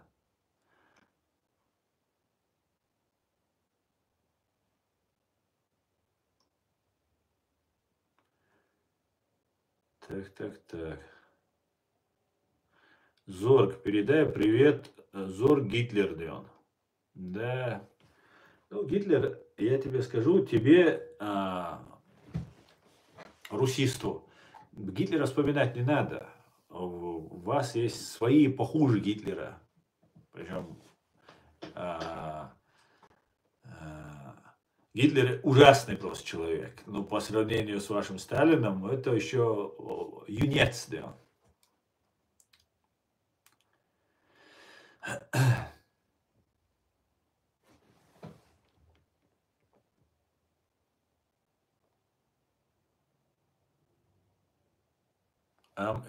Израиль хай. Это все троллики. Спасибо, Аслан, за правду. Пожалуйста, правду говорить нетрудно. С удовольствием.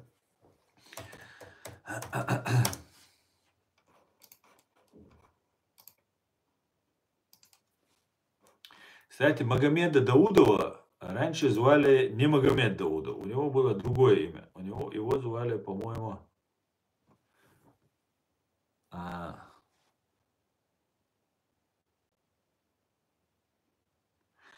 Все, значит, я теперь понял. Они так обычно делают. Сейчас я догнал. Они закидывают сейчас информацию. Они так всегда делают. Я вынужденно выдаю секреты, да. Значит, Магомед Даудов на самом деле не отправлен Ингушетию президентом, как они нам тут... Это сейчас они отвлекающие делают. Магомед Даудов либо в Ростов, либо в Москву переводится. Все, я уже больше в этого. Тимур, да, Баркал. Тимур его звали. Тимур Даудов его звали. Потом переделался в Магомеда по какой-то причине. Короче говоря, Магомед Даудов, скорее всего, перебирается либо в Ростов, либо в Москву. Это повышение. Я думаю, это повышение идет. Ну, думаю, заслужил, наверное. Много крови пролил. Чеченской, украинской. Заслужил.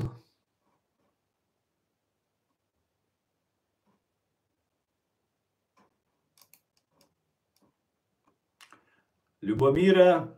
Жалко, вот в этом вашем перечне нету нашего флага, которого пока еще нет в Гугле.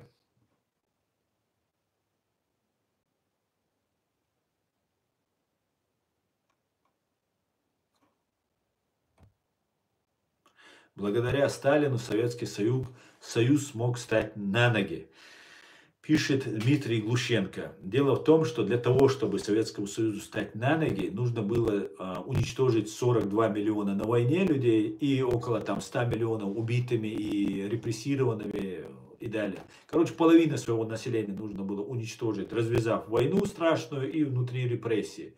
И вот тогда русские...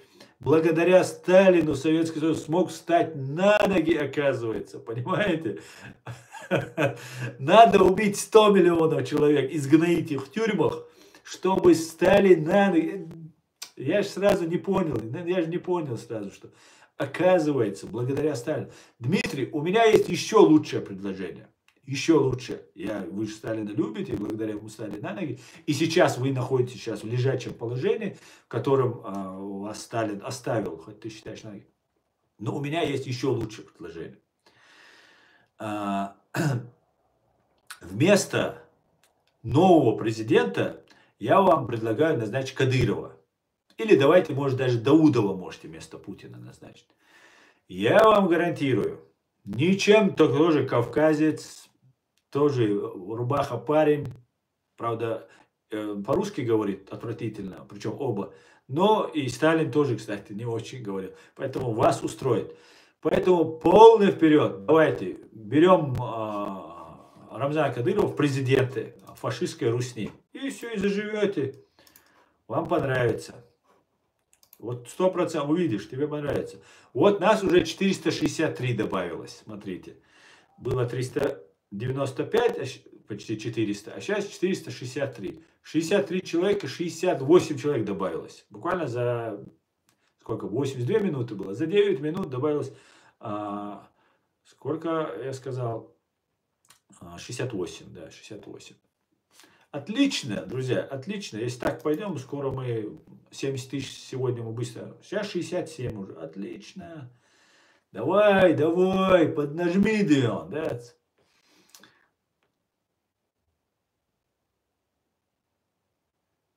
Просто там вражки, я знаю, что чеченцев притесняют. Конечно, притесняют. Чеченцы самый бесправный народ в фашистской Русне. Я как правозащитник и адвокат вам это заявляю, как чеченец это заявляю, который на своей, сказать, личном опыте на своем убедился в этом, да? Так.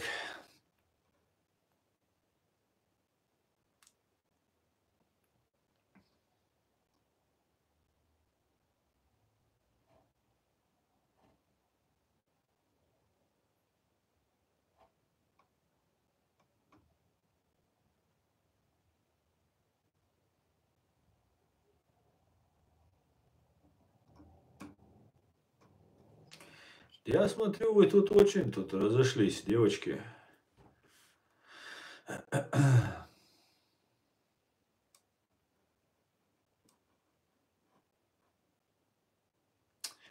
Да, я смотрю просто. Ну ладно, давайте сейчас мы сделаем один небольшой трюк. Один трюк мы сейчас сделаем. Фокус я вам сейчас покажу.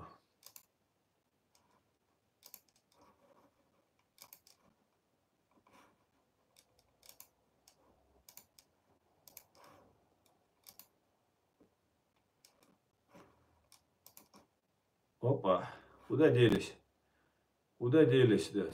И смотрите, как только я включил, что могут писать комментарии только подписавшиеся, все, наш чат остановился. Это говорит о том, что фабрика троллей, которая находится как в Санкт-Петербурге, так и на Кавказе, в Перекатном и Яблоновского поселок есть. Также тролли есть у каждого отдела полиции во временно оккупированной Чеченской Республики Ичкерия. Я думаю, не только в Чеченской Республике, в других фашистской Руси тоже. И вот сразу мы видим, они сидят, пишут, и все, и тишина. Куда делись, девочки? Куда делись? Вот одна и Андрюша осталась. Это, видимо, подписанная девочка. Но мы ее тоже заблокируем. Асна, вибач выходу с чату, сыны відпустили трохи додому. Він меня військовым, все будет Ичкерия, слава Украине. Героям слава, Любомир. Передайте большой привет, большой салам от меня, большой. Можете даже показать этот кусочек видео. Сегодняшний стрим, 94-я минута, чтобы вам не искать. Большой ему салам, большой привет. Слава Украине, слава ЗСУ. Парни, вы лучшие. Парни и девушки, вы лучшие. Защитники наши. Так, Тамерлан, Ичкерия. Отлично, да.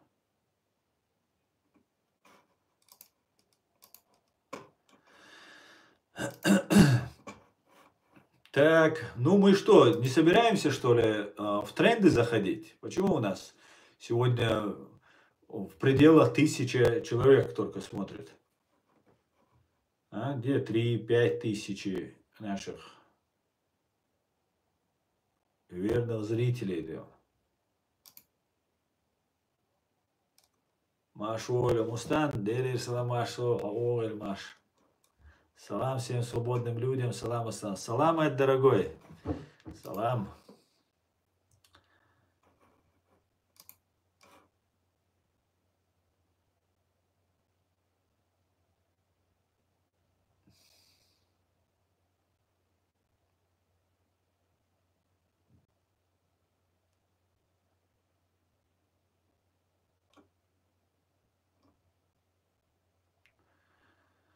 Ты в курсе, что ЕС хотят сделать членом парламента?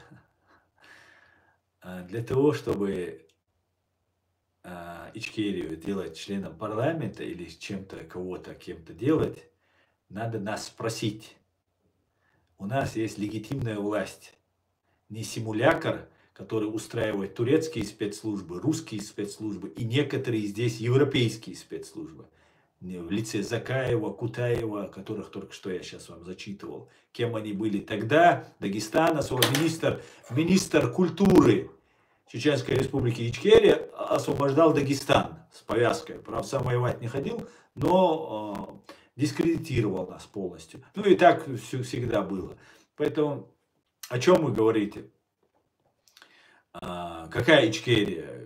Кто признает? У нас есть президиум правительства. Президиум правительства никто в известность об этом не ставил. Все остальное это действия любителей, проходимцев, врагов, кем угодно. Только не единственная легитимная чеченская власть в лице президиума. Когда нужно будет что-то, она обязательно, эта власть нам объявит. Понимаете? И другой власти у нас нет. Как бы весь этот мир не хотел. Не то, что какая-то там Россия, Турция, там кто-то. Весь мир, если то не захочет, чеченцы будут стоять на том, на чем они будут стоять. На правде и справедливости. Понимаете? И если сейчас то, что хочет Ахмед Закаев, все, кто воюет или воевал, должны были бы понять. Все, кто даже допускает поддержать Ахмеда Закаева, знайте одну истину. Как только вас признают частью России, нас они не признают, потому что мы с Закаевым не будем рядом стоять. Как только признают вас частью России, все наши усилия, все наши смерти, все наши гибель, разрушенные города, все это окажется напрасным. Россия окажется правой в истории, они сейчас искажают, подделывают, и вот этот, кто сейчас там, Франческо Бенедетти есть один, который абсолютно дилетант, лезет, ну я надеюсь, что он дилетант, и не лез бы нам со своими вот этими непонятными вещами в наш монастырь, не лез бы. И вот если Россия захочет, не захочет, что бы ни случилось, как бы ни изменилось, выбор чеченского народа будет за тем, что сделал выбор чеченский народ, за демократией. Когда чеченцы провели общенациональный съезд чеченского народа, где был избран исполнительный комитет ОКЧН, общенационального конгресса, по-моему, чеченского народа, и так далее, и так далее. И потом уже был избран президентом Джахар Дудаев, вице-президентом Ендербиев, вместе с ним был назначен, избран и парламент, и так далее, и так далее. Понимаете? Нас всех хотят сделать террористами. Россия будет права. Понимаете? Басаев террорист, Арцуев террорист, чтобы сейчас не вырезали кусок, скажут, что это я на Басаева говорю террорист. Дудаев террорист. Все мы будем террористами. Понимаете? А все, кто предал нас, продался России, который помогал уничтожать нас, вот, которые помогали уничтожать, они спасутся. И для этого задача делается, понимаете? Все делается, чтобы показать, что мы являемся частью какой-то вонючей фашистской России. Идете вы, знаете, куда? Лесом, как говорится. Так, давайте почитаю.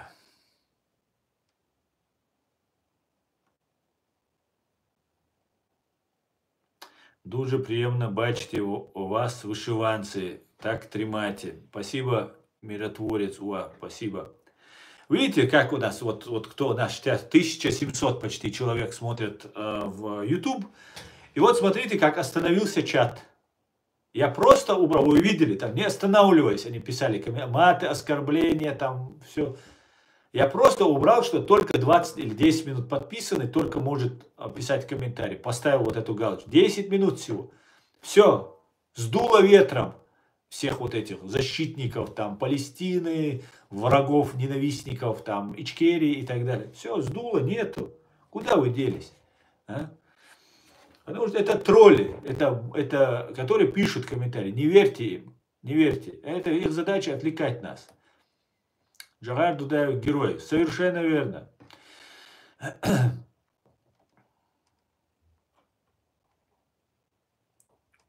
Спасибо, Анжелика, спасибо. И вам мое уважение. Спасибо.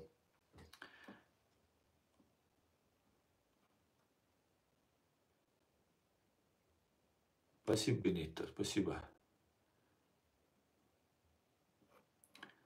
Забери. Георгий, ночью вы, Анаси, Георгий. Ты говоришь такие вещи, что которые ты пишешь комментарии, только чеченец может знать. Или у тебя там на ухо кто-то тебе подсказывает, сидит чеченец, или ты чеченец. А? Георгий К. А ну скажи-ка, признайся. Тамерлан, совершенно верно. Закаев это самозванец. Никакой власти он не представляет. И представляет чеченский народ он не может. Не может. Понимаете? Ни юридически, ни эстетически, ни морально, ни нравственно. Нет у него такого права. Не даем мы ему такое право. У нас демократия. Пусть решает суд над этим человеком. Этот человек много что натворил. Так, Антипутлер, дякую. Пацан, добрый день, я с Украины, люблю чеченцев. Вы для меня, как и ваш Джохар Дудаев, герои. Спасибо, Гера, спасибо. Слава Украине, украинцы. Вы лучшие. Вы лучшие. Сегодня когда-то наши воины и наш народ держал это зло. Это абсолютное беспримесное зло. Это нужно нам четко усвоить. Это люди с извращенной психологией, психическим массовым психозом зараженные эти люди. И мы должны понять, что сегодня, тогда стояла Ичкерия, чеченский народ, сегодня стоит Украина. И мы все должны поддерживать словом, делом, финансами, как только можем Украину. И Украина должна победить. Мы, эстонцы, Джохара очень уважаем. Так, Джуниус Силавере. Джанус Силавере.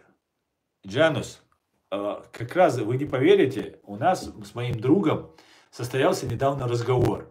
И он мне говорит, а ты знаешь, Аслан, что благодаря... Он не чеченец. Ну, он в прошлом, его потом предки, есть там чеченские крови, а так он не чеченец. И вот он говорит, а ты знаешь, что Эстония это единственная страна, в которой не пролилась вообще кровь. Там был Джохар Дудаев. И что в Эстонии Джохар считается таким героем, что там улицы, там скверы в честь него называются и так далее, и так далее. И он тогда командовал воинской частью, и русские туда ГБшники из Советского Союза с Москвы туда провокаторов засылали. И он поставил своих военных на разные участки, и они задерживали провокаторов, там, подозрительных людей, там, комендантский час, ну что-то такое наподобие было. И он сделал так, что ставил он на этих постах даже не русских, а казаха, там, азербайджанца, другого, чтобы не русского, чтобы избежать предательства вот его линии. И он мне говорит, вот этот парень мне, мой друг мне говорит, Аслан, если Эстония уважают Джохара Дудаева, что сделала Эстония для вас? Помогла ли она вам? И сейчас, когда вот президиум правительства, Аят Эдигов везде пишет и все добивается, какая-нибудь реакция со стороны Эстонии, признать там, просто дать площадку. Вот у нас разговор такой был. Он говорит, просто дать для Аяда Эдигова, для нашего сопредседателя президиума правительства, дать площадку в парламенте Эстонии, например.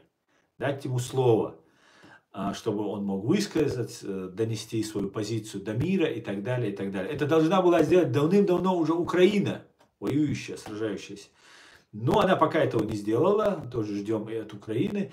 И поэтому я спасибо большое, спасибо за уважение к нашему президенту, нашему лидеру, который был вероломно убит русскими фашистами.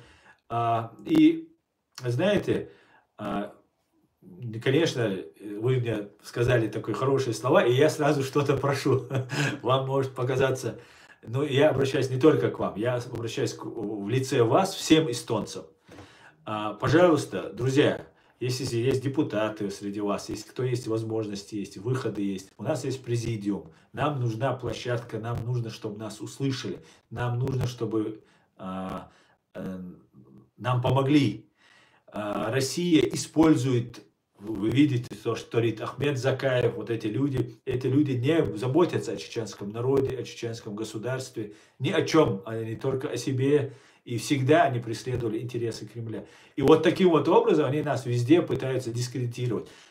И когда мы говорим, я говорю, например, о чем-то, мне говорят, а вот Ахмед Закаев, там это, туда-сюда. Потому что Украина его принимает, там, это большая ловушка, большая подлость, коварство, которое потом может выйти из этого всего. Если вы поняли, что я хотел сказать, нам нужна ваша помощь, друзья. Литовцы, латвийцы, эстонцы, все. Вы все нам нужны. Понимаете? Вы все нам нужны как соратники, друзья. Мы в вас нуждаемся. Мы в вас нуждаемся. Когда вы будете нуждаться в нас, обещаем не отказать вам. И сдерживали мы эту 30 лет, 25-30 лет, эту фашистскую русню. Скажу вам, очень нелегко, с большими, как вы знаете, с колоссальными потерями. Поэтому, пожалуйста, нужна ваша помощь, друзья.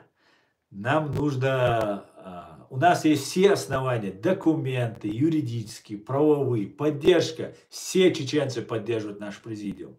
Понимаете? Я почему это так считаю? Потому что я независимый человек.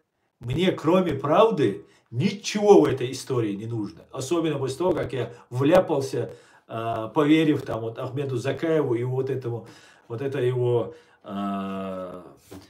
имитации политической деятельности.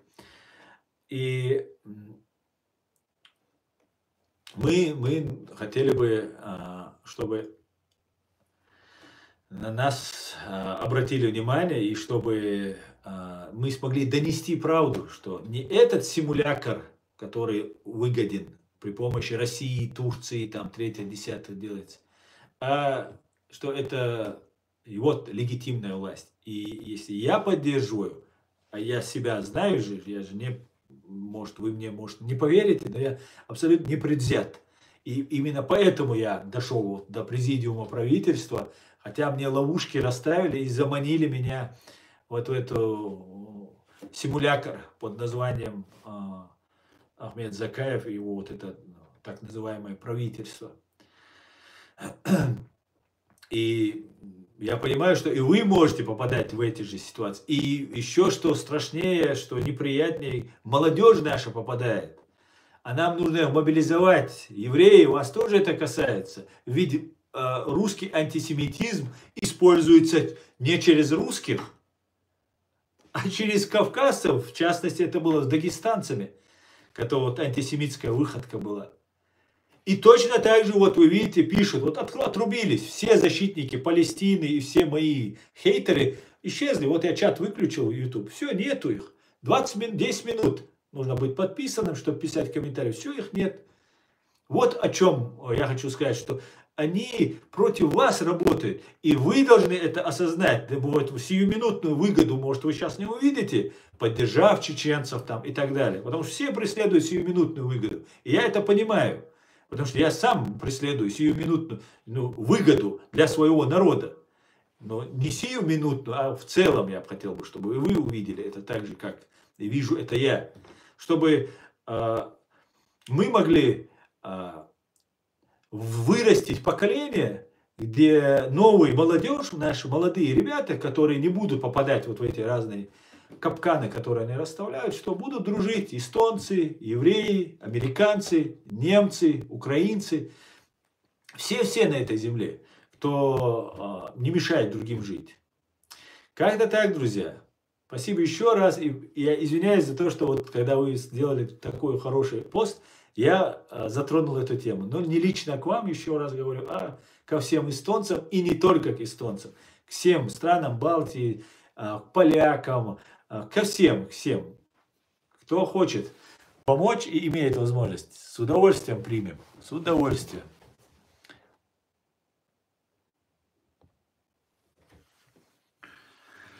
Спасибо за уши. Нет, не за что.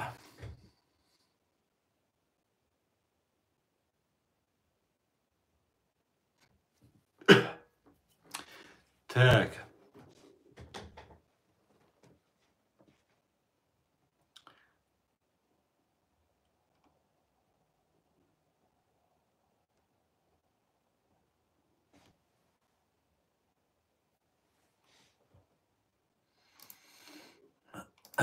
Так, еще один ушел, где он?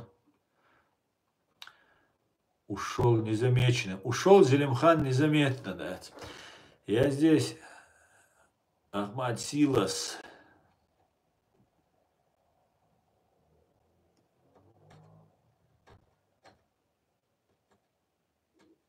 Так, ясно. Так.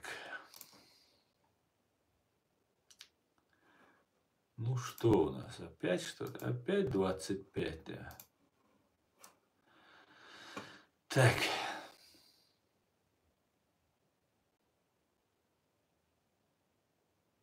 Слушал много чеченцев, что с вами делала Россия, сердце вливало кровью, плакал всю ночь. Гера, слава Украине. Все нормально, ничего не забыто. У меня здесь всегда есть надпись на моем вот этом оборудовании. Есть мемориальная доска, мемориальная фотография, где меч торчит из земли. И написано «Дөл гурдац, ду гурдац, диц дирдац». Не заплачем, не пойдем в уныние, не растеряемся и не забудем. И не забудем. Валла, не забудем.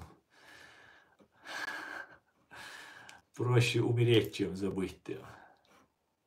Невозможно забыть. Это не так, так не работает, да, я не знаю.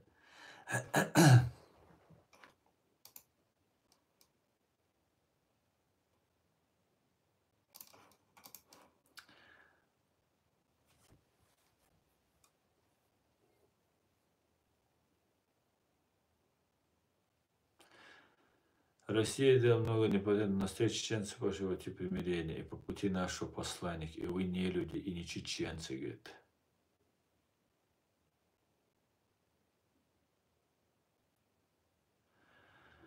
Россия делала много непотребного. Оказывается, военные преступления, уничтожение целых наций у русских ублюдков, имперцев, называется непотребно. Запомните это. Это у них так называется. Непотребно. Так, знаете, что хорошо? Что никогда то, что вы хотите, у вас не будет. Понимаете? То, что вы пытаетесь, столько сил прикладывать, уже убив, уничтожив, и вот это шовинистическое нутро играет и сидит. Кто это был? Доренко, по-моему. Ну, этих ублюдков можно просто сказать ублюдок, и уже понятно, что один из, короче, их очень много. И вот он говорит, что чеченцы должны понять, что Россия это как погода, что от нее никуда не деться там и так далее. А я смотрю и смеюсь. Думаю, вот бичье, они могут в силу ограниченных своего скудоумия, они не могут понять, что есть люди свободные. Он не понимает этого, не может понять, понимаете? У него нет вообще понимания этого, что можно жить свободно, что быть хозяином своей судьбы, своего слова, ну и так далее, своей страны и так далее. Вот сидит и говорит, что вот там... Нет, нет, вы ошибаетесь, имперцы. Вы очень сильно ошибаетесь. Вы не погода, вы ветерок, который унесет история, а мы останемся. И вы будете отвечать за все ваши убийцы, за все преступления, которые совершили против нашего народа. Это я вам гарантирую, все убийцы чеченского народа будут нести ответственность. Хоть посмертно будет суд и будут нести. Я вам это отвечаю.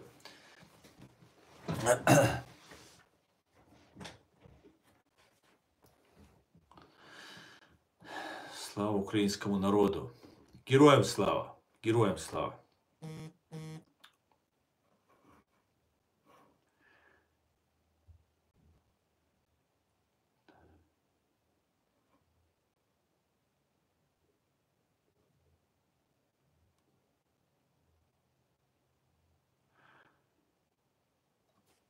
В Чеченской Республике живет много наших братьев, свободных, чистых, смеются, живут спокойно. Ром, я не понимаю, что за такая дешевая, такая тупая отмазка, живут свободно. Хорошо, они живут свободно. Мы вообще, чеченцы, знаете, и к смерти относимся не так, как вы. Понимаете? У нас другая немножко философия. Мы культуру имеем военную, а соответственно у нас традиции, культура, она такая милитари. И, соответственно, на войне и люди военные к смерти относятся по-другому. А нас с самого детства так воспитывают. Да, конечно, мы, как все люди, хотим жить и не хотим умирать. И любим зарабатывать деньги, и жить хорошо, и сытно питаться. Все как у людей. Но к смерти мы относимся немножко по-другому. Так вот, ни один чеченец, если он настоящий чеченец, никогда не забудет то, что вы сделали. Убитого никто не вернет уже. Понимаете? И если мы будем смеяться, это не значит, что у нас на сердце нет ран. И мы не знаем, что вы это сделали, взорвав своих русских жителей в Буйнакске, в Волгодонске, в Москве и в Рязани вас поймали, ваших КГБшников. О чем вы нам хотите сказать, а? О чем вы хотите сказать? Ваша власть взрывает, и если кто-то вам улыбнулся и не назвал тебя, Рома, фашистом и не отрубил тебе там, не знаю, голову, ты считаешь, да, все нормально. Все нормально, потому что ты не убивал. А покажись, кому ты убил, если покажи убийцу. И увидишь реакцию этих чеченцев, в том числе и тех, кто служит фашистской Русне. Понимаешь? Мы никогда не забудем. А если кто-то забудет, есть я, чтобы не забыли. Вот здесь буду сидеть и рассказывать, напоминать. Понимаешь? А благодаря тому, что есть интернет и YouTube, где все это сохраняется, после моей смерти даже, понимаешь, вы даже не сможете, уничтожив меня, любого такого же, как я, уничтожив, закрыть эту истину. Понимаете? Это невозможно. Понимаете? Мы победили. Потому что мы не покорились и не сдались. И не сдадимся, и не сдадимся, и никогда не покоримся вам. Понятно? И украинцев будем этому учить. Хотя их учить не нужно, сами неплохо справляются.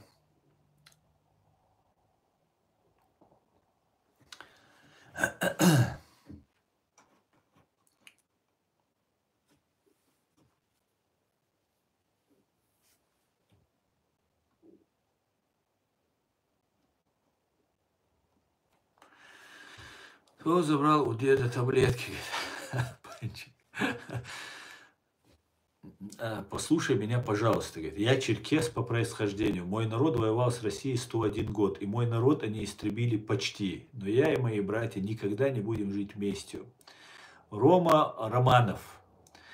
Я с большим уважением отношусь, конечно же, к черкесскому народу. Черкесский народ один из самых древних народов на нашем Кавказе и один из самых воинственных народов, который оказал сопротивление фашистской империи. К большому сожалению, черкесы понесли колоссальные потери, колоссальнейшие потери. Их земли оккупированы. Черкесов, вы знаете, да, Красная Поляна, название. Черкесов топили в море. И один из французских, по-моему, путешественников оказался в этом районе, в районе Кавказа, Черного моря, оказался на побережье и увидел кости людей, которых волной, морем и на пляж вымыло. И это вот, он говорит, усыпано было костями, что вот до горизонта. Это и есть Красная Поляна. Это Красная Поляна есть. Конечно же, я тоже не живу местью. Я не живу местью. Я живу сатисфакцией, справедливостью. То, что произошло 101 год назад, тебя может не задевать. Ну, это большая беда, конечно. Большая беда, что ты стал манкуртом. Ты стал тем, кем русские добивались тебя сделать. И ты к тем и черкесам не имеешь отношения. Ни ты, ни те кадыровцы, которые служат России, не имеете отношения. Если вы носите погоны, вы вынуждены находиться, это другой разговор. Если вы носите погоны, служите фашистской империи, то вы те, кем они хотели вас сделать, и они добились этого. И вот эти жертвы были напрасны. Им было бы стыдно за вас. Вот этим убитым было бы стыдно за тебя лично и за других, которых ты говоришь. Я тоже не живу вместе. Но я видел своими глазами эту войну. Я как правозащитник, как юрист много ознакомливался с материалами, которые я читал и видел. Ко мне много людей обращалось за помощью, которые я видел, все, что происходило. И сам лично я видел войну. У меня на войне никто не погиб. Ни один из моих, из Арцуевых родственников моих близких, никто не погиб. У меня бабушка умерла от этой войны, от этой страшной вещи, потому что она очень боялась. Она переживала, боялась. Она по маминой моей линии бабушка умерла. Я считаю, что это тоже русские виноваты в ее смерти. Но она не умерла под бомбами, она легла спать, умерла и не проснулась. Хотя она не была очень старенькой и так далее. Поэтому у меня нет мести. У меня нет мести, даже если бы они убили моих родственников. Понимаешь? Потому что 300 тысяч граждан Чеченской Республики, среди которых есть, конечно же, и черкесы, и русские, и армяне, и евреи, это все являются гражданами моей страны. И я выступаю за них. Не за чеченцев, не за Арцуевых, не за Нашхо, не за катарюртовцев, не за чеченцев. Я выступаю за граждан Чеченской Республики Ичкерия. И я хочу, чтобы убийцы моего народа не могли безнаказанно нас убивать. Это единственная моя цель. Для этого, чтобы достичь моей цели, мне нужно, чтобы убийцы, сегодняшние убийцы моего народа, моих граждан, сограждан, понесли заслуженное наказание в Международном уголовном суде в Гааге, либо в городе Джахари, либо сейчас, я полагаю, это будет где-то в Киеве, в том числе в Киеве, в Львове, может в Берлине. Будут много процессов будет над этими преступниками и бандитами. К этому все идет, к этому все готовится. Поэтому я хочу лишь, чтобы нас больше не убивали. У меня конкретная задача, понимаешь? Я хочу стать независимым, свободным от фашистской Руси, чтобы она нас не убивала. Ну и, конечно, развитие, технологии, образование, финансы, благоденствие для моего народа. Это все будет. Но главное наказать тех, кто сделал. И даже если я не смогу это сделать, я это осознаю, я всего лишь обычный человек. Даже если это не смогу сделать, я умру за это. А если я умру за это, значит, был один человек хотя бы, который умер, отдал свою жизнь за это, а значит, появится еще один. И это не забудется. Если кто-то готов пожертвовать собой, значит, оно того стоит. Чего-то это стоит. И это будет продолжено. Как я продолжаю не то, что я начал, а то, что начали давно до меня, которые несут это знамя. Как-то так. Поэтому, надеюсь, ты тоже вернешься к черкесству, а не будешь подхолопным. Баркал, Хамзар, баркал дейрейс хой. Да, ладно, Мустан, да, алейкум ассалам. Хотей помилу, сунаш хо ухтей под.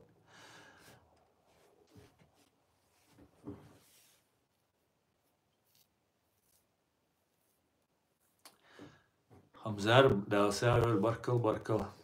Так, ну что, сколько нас набралось, друзья? Все, давайте я вам даю последний шанс, чтобы нас сейчас было 70 тысяч. Смотрите. И бум! 847. Вы представьте, 847 нас всего лишь. Начинали мы, нас было 69 тысяч, 9 человек было, если быть точнее. Сейчас нас 69 тысяч 841 человек. То есть, грубо говоря, не грубо говоря, точно сказать, 834 человека, 32 человека нам подписали, 9 я сказал, да? Значит, 832 человека подписалось. 832. Сейчас 841. Нам нужно набрать 160, 159 человек.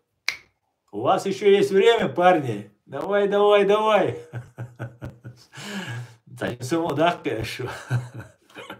А то сидите с кислыми лицами там, смотрите, что там этот Аслан говорит. Так, Дион. Шуна мамет, суну мацемет, Дион.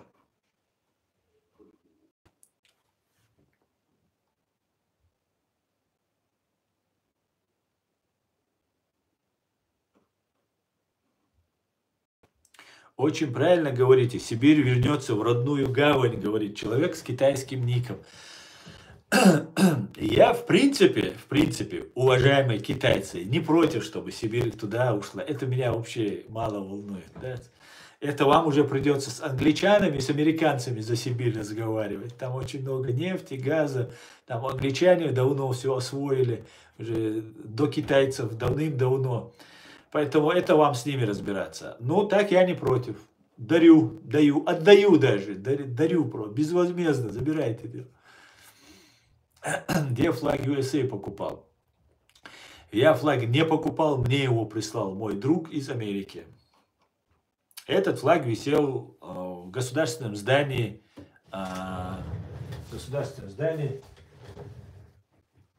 Соединенных Штатов Америки. Да, просто у меня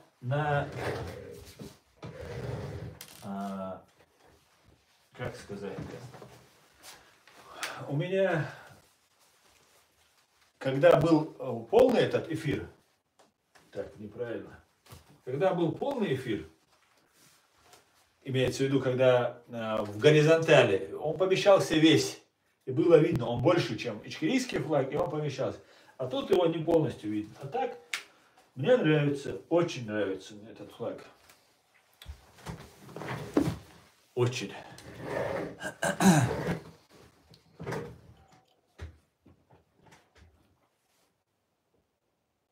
Аслан, зачем тебе 70 тысяч хейтеров? Какой 70 тысяч хейтеров? Ты о чем, Дё? 70 тысяч. Столько нет, Дё.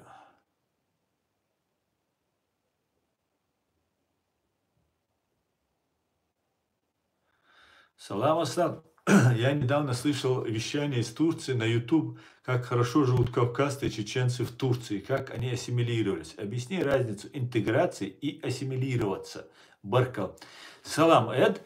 Да, полностью с тобой согласен. Это, конечно же, разница между ассимиляцией и интеграцией. Это, конечно, две большие разницы, как говорят в Одессе.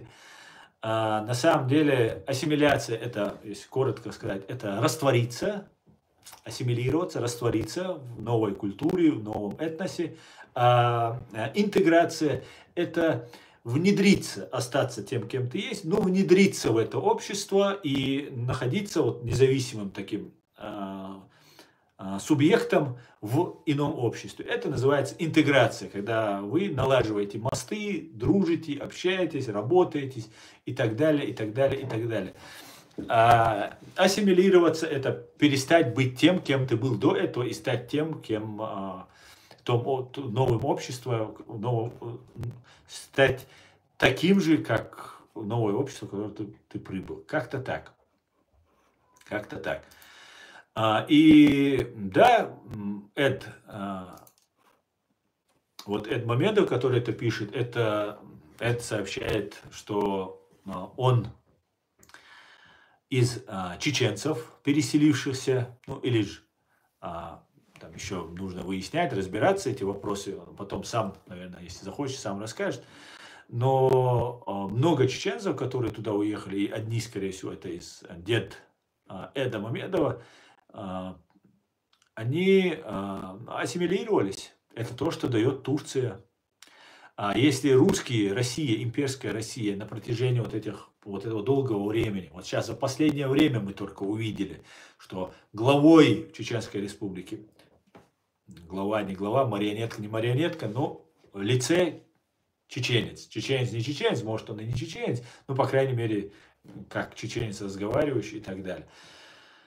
И за все это время чеченцев так высоко оккупационная, имперская, русская власть не поднимала.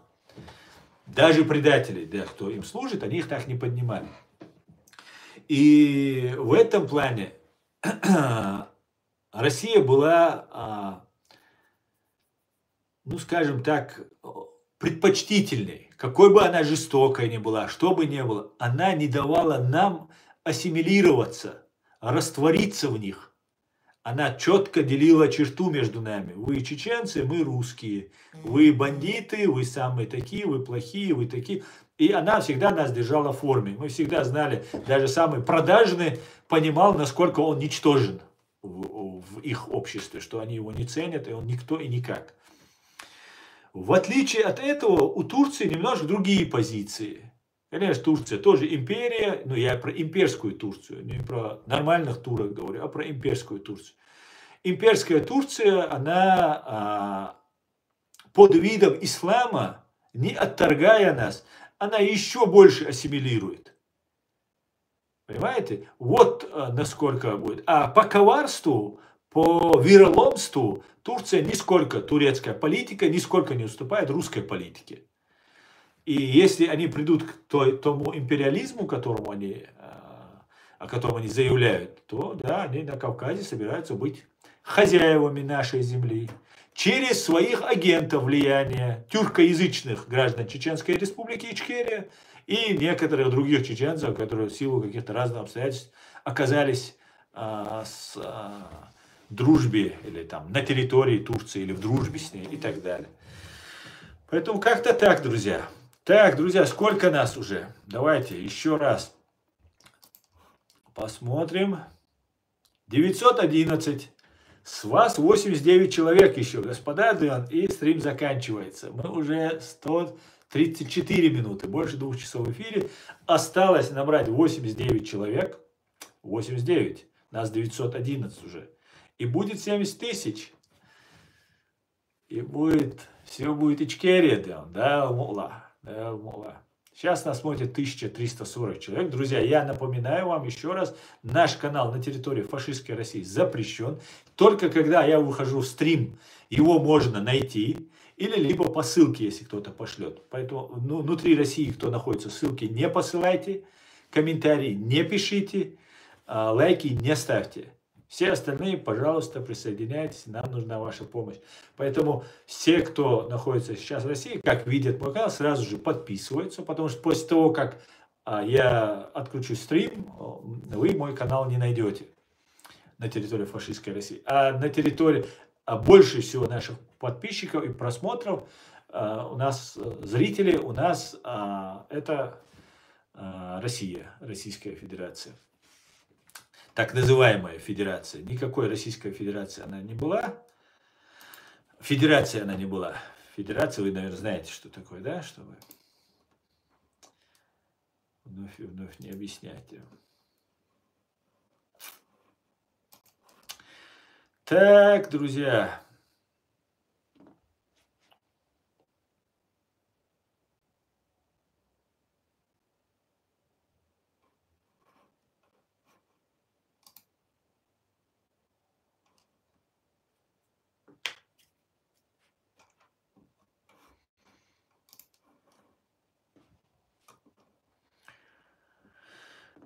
УАЗ Патриот пишет, что я шавка США.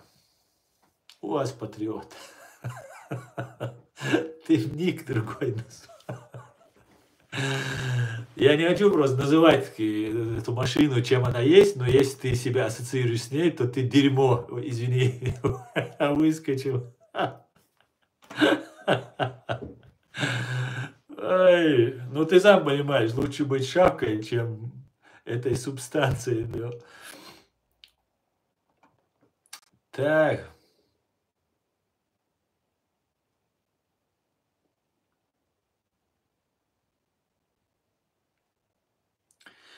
Вы в предыдущем видео вы сказали, что за ичкерийский суверенитет выступал Украина, Грузия, Балтика. Почему Азербайджан, как мусульманская страна, не делает это?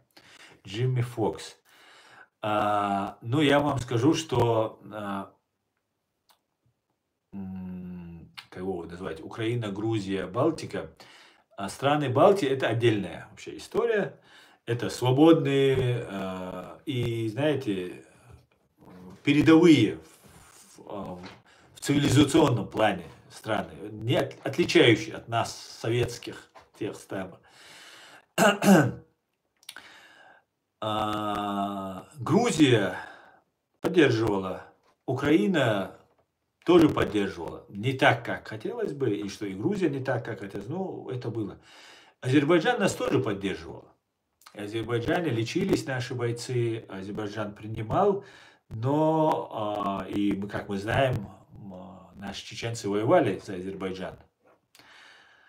И, ну, руководитель Турции, говорю, Азербайджана, он, Алиев, он потомственный КГБшник.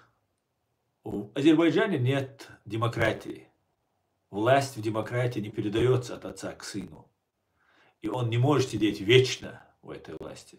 Но он сидит, как его отец у власти, и этот у власти. Поэтому, причем Алиев мне ничего плохого не сделал. Ничего плохого про чеченцев я не слышал, по крайней мере. Азербайджан всегда очень аккуратно вел политику. Очень аккуратно.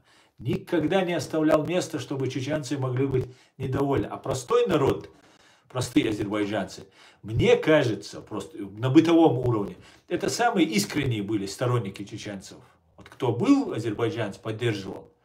Вот от души я чувствовал, это происходило. Не просто как дежурка где-то там поддержать там и так далее. Поэтому я считаю, что Азербайджан нас поддерживал. Но если брать в целом, как страны, то ни страны Балтии, ни Украина, ни Грузия, ни Азербайджан нас не поддерживали. Вот если брать в целом, что они могли бы сделать. Это может быть связано вот то, что произошло 7 октября в Израиле. Как только Израиль начал вести что-то свое против, высказать, и даже он ничего не делал, Израиль, хотя он там Украине помогал, там что-то они делали.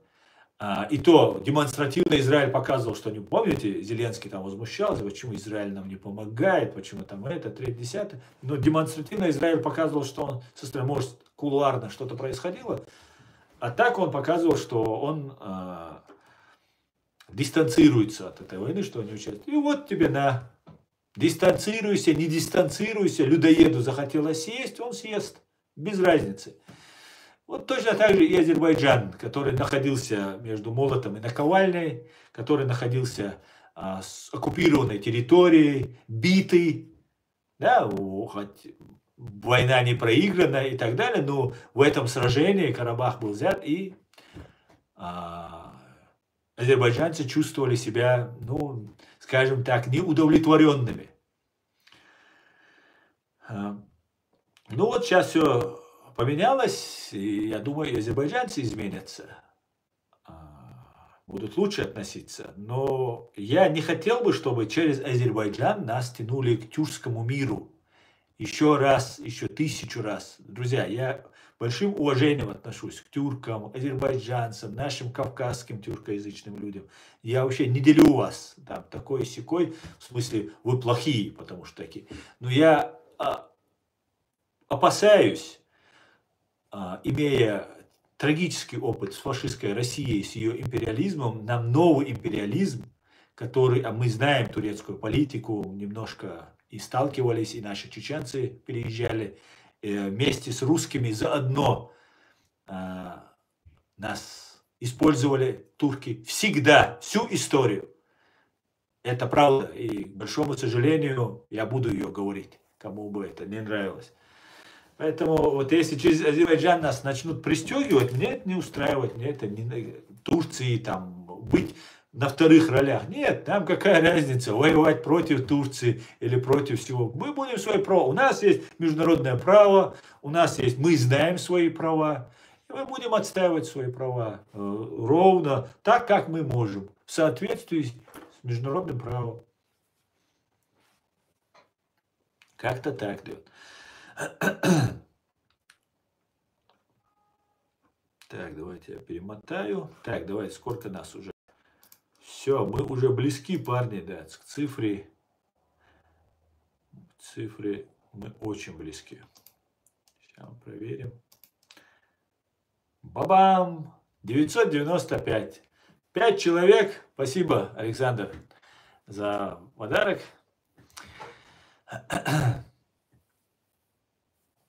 Спасибо. 5 человек, и мы все, стрим заканчивается. Да. 5 человек осталось набрать. 69, 990. Вот, 70 тысяч, 8 человек. Все, я побежал, да. Шутка. Друзья, мне было сегодня очень весело. У меня сегодня хорошее настроение. Я, кстати говоря, хорошо пообедал сегодня. Хорошенько выспался. Так что у меня настроение хорошее, было очень весело. Сегодня мы больше 1000 человек подписались. Это говорит о том, что все, что я говорю, вам интересно. Это актуально. За один стрим подписаться 1000 человек. Ну, я думаю, это неплохо с учетом того, что наш канал везде гнобят. Монетизация, реклама, все запрещена на нашем канале. На территории фашистской России мы запрещены. Я сам объявлен иноагентом. Меня там занесли там куда-то там какие-то там эти дела, уголовные и так далее, и так далее. Плевали мы на все. Потому что мы и есть сила. Народ есть сила.